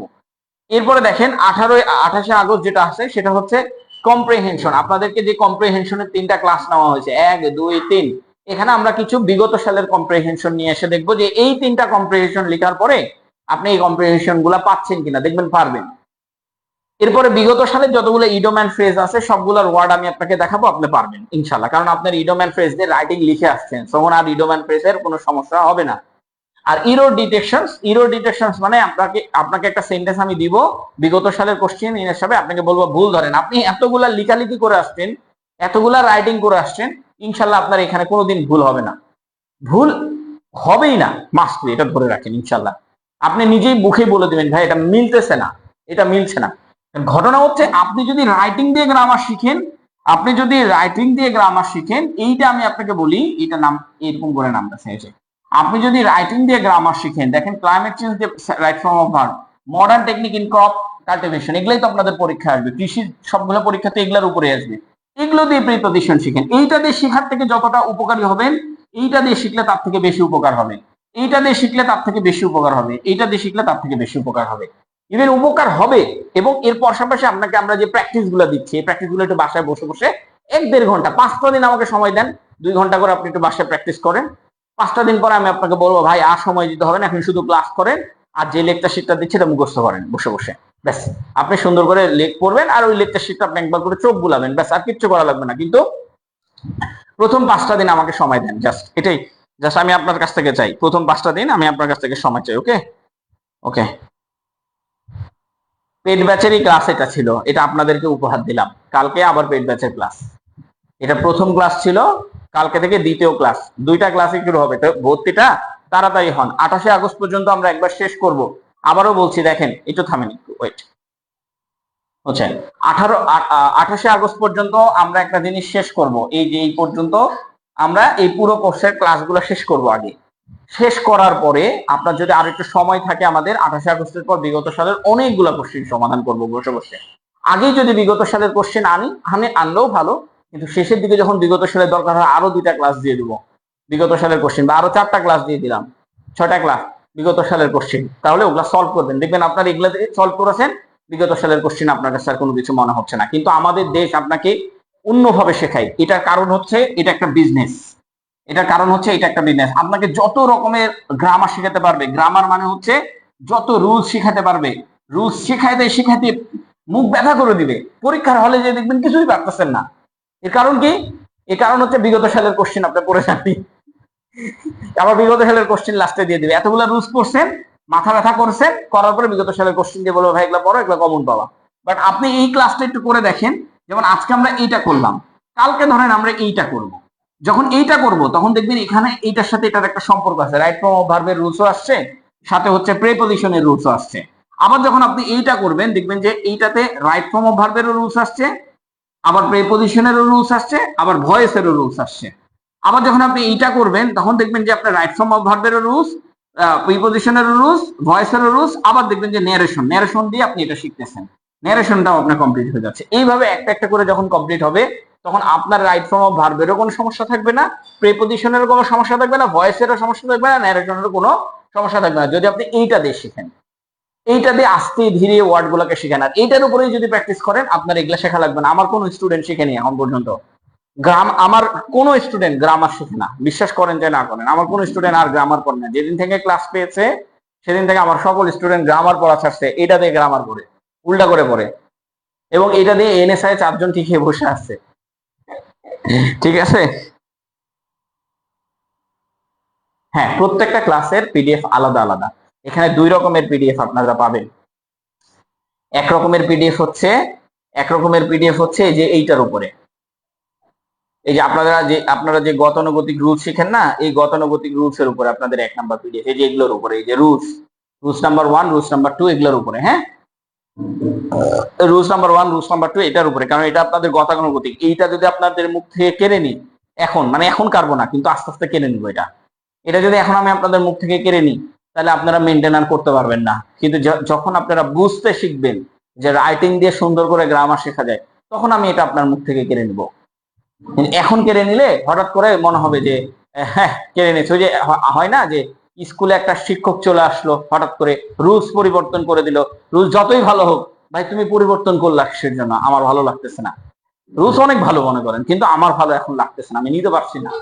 তো এইটা ঘটনাটা হচ্ছে এরকম। এই যে যেমন আফগানিস্তানে দেখেন না যে হঠাৎ করে ইসলামিক শাসন চলে আসছে, ইসলামিক ভালো শাসন তো এটা, কিন্তু নিতে পারবে না অনেক মানুষ, এটা স্বাভাবিক। আবার যখন দেখবে যে ও না ঠিক আছে, এটা তো একটা সিস্টেমেটিক চলছে, তখন আবার ঠিকই নিতে পারবে।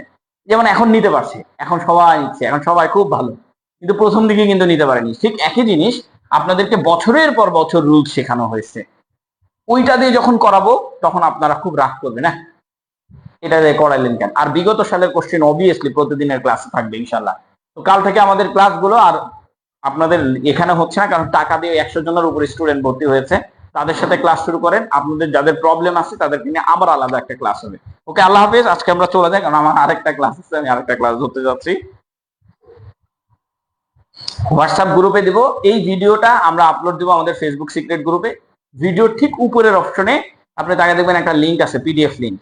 পিডিএফ এর উপর ক্লিক করলে এটা আপনার ডাউনলোড হয়ে যাবে। তারপর আপনি ফোন থেকে, ল্যাপটপ থেকে, মোবাইল থেকে অথবা প্রিন্ট করে পড়তে পারবেন। এবং ওইখানে আপনার ব্যাখ্যা সহকারে, বাংলা সহকারে সবকিছু দেওয়া আছে। ওইটাও দেওয়া আছে, ওইটাও পড়বেন। সাথে সাথে আমার ক্লাসে আরো বেশি, আপনার ক্লাস তো আজকে প্রাথমিকভাবে এত ওভারলোডেড দিতে গেলে আপনারা অনেক কিছু বুঝবেন না, কিন্তু এরপর থেকে আপনাদেরকে আরো বেশি আপনাকে শেখাবো। হ্যাঁ, এটা আজকে প্রথম ক্লাস, এর জন্য এটা কম করে শিখেছি। হ্যাঁ হ্যাঁ, শীটের মধ্যে ভোকাবুলারি থাকবে। শীট গুলো আমাদের একটা শীট, আচ্ছা আমাদের প্রত্যেকটা শীট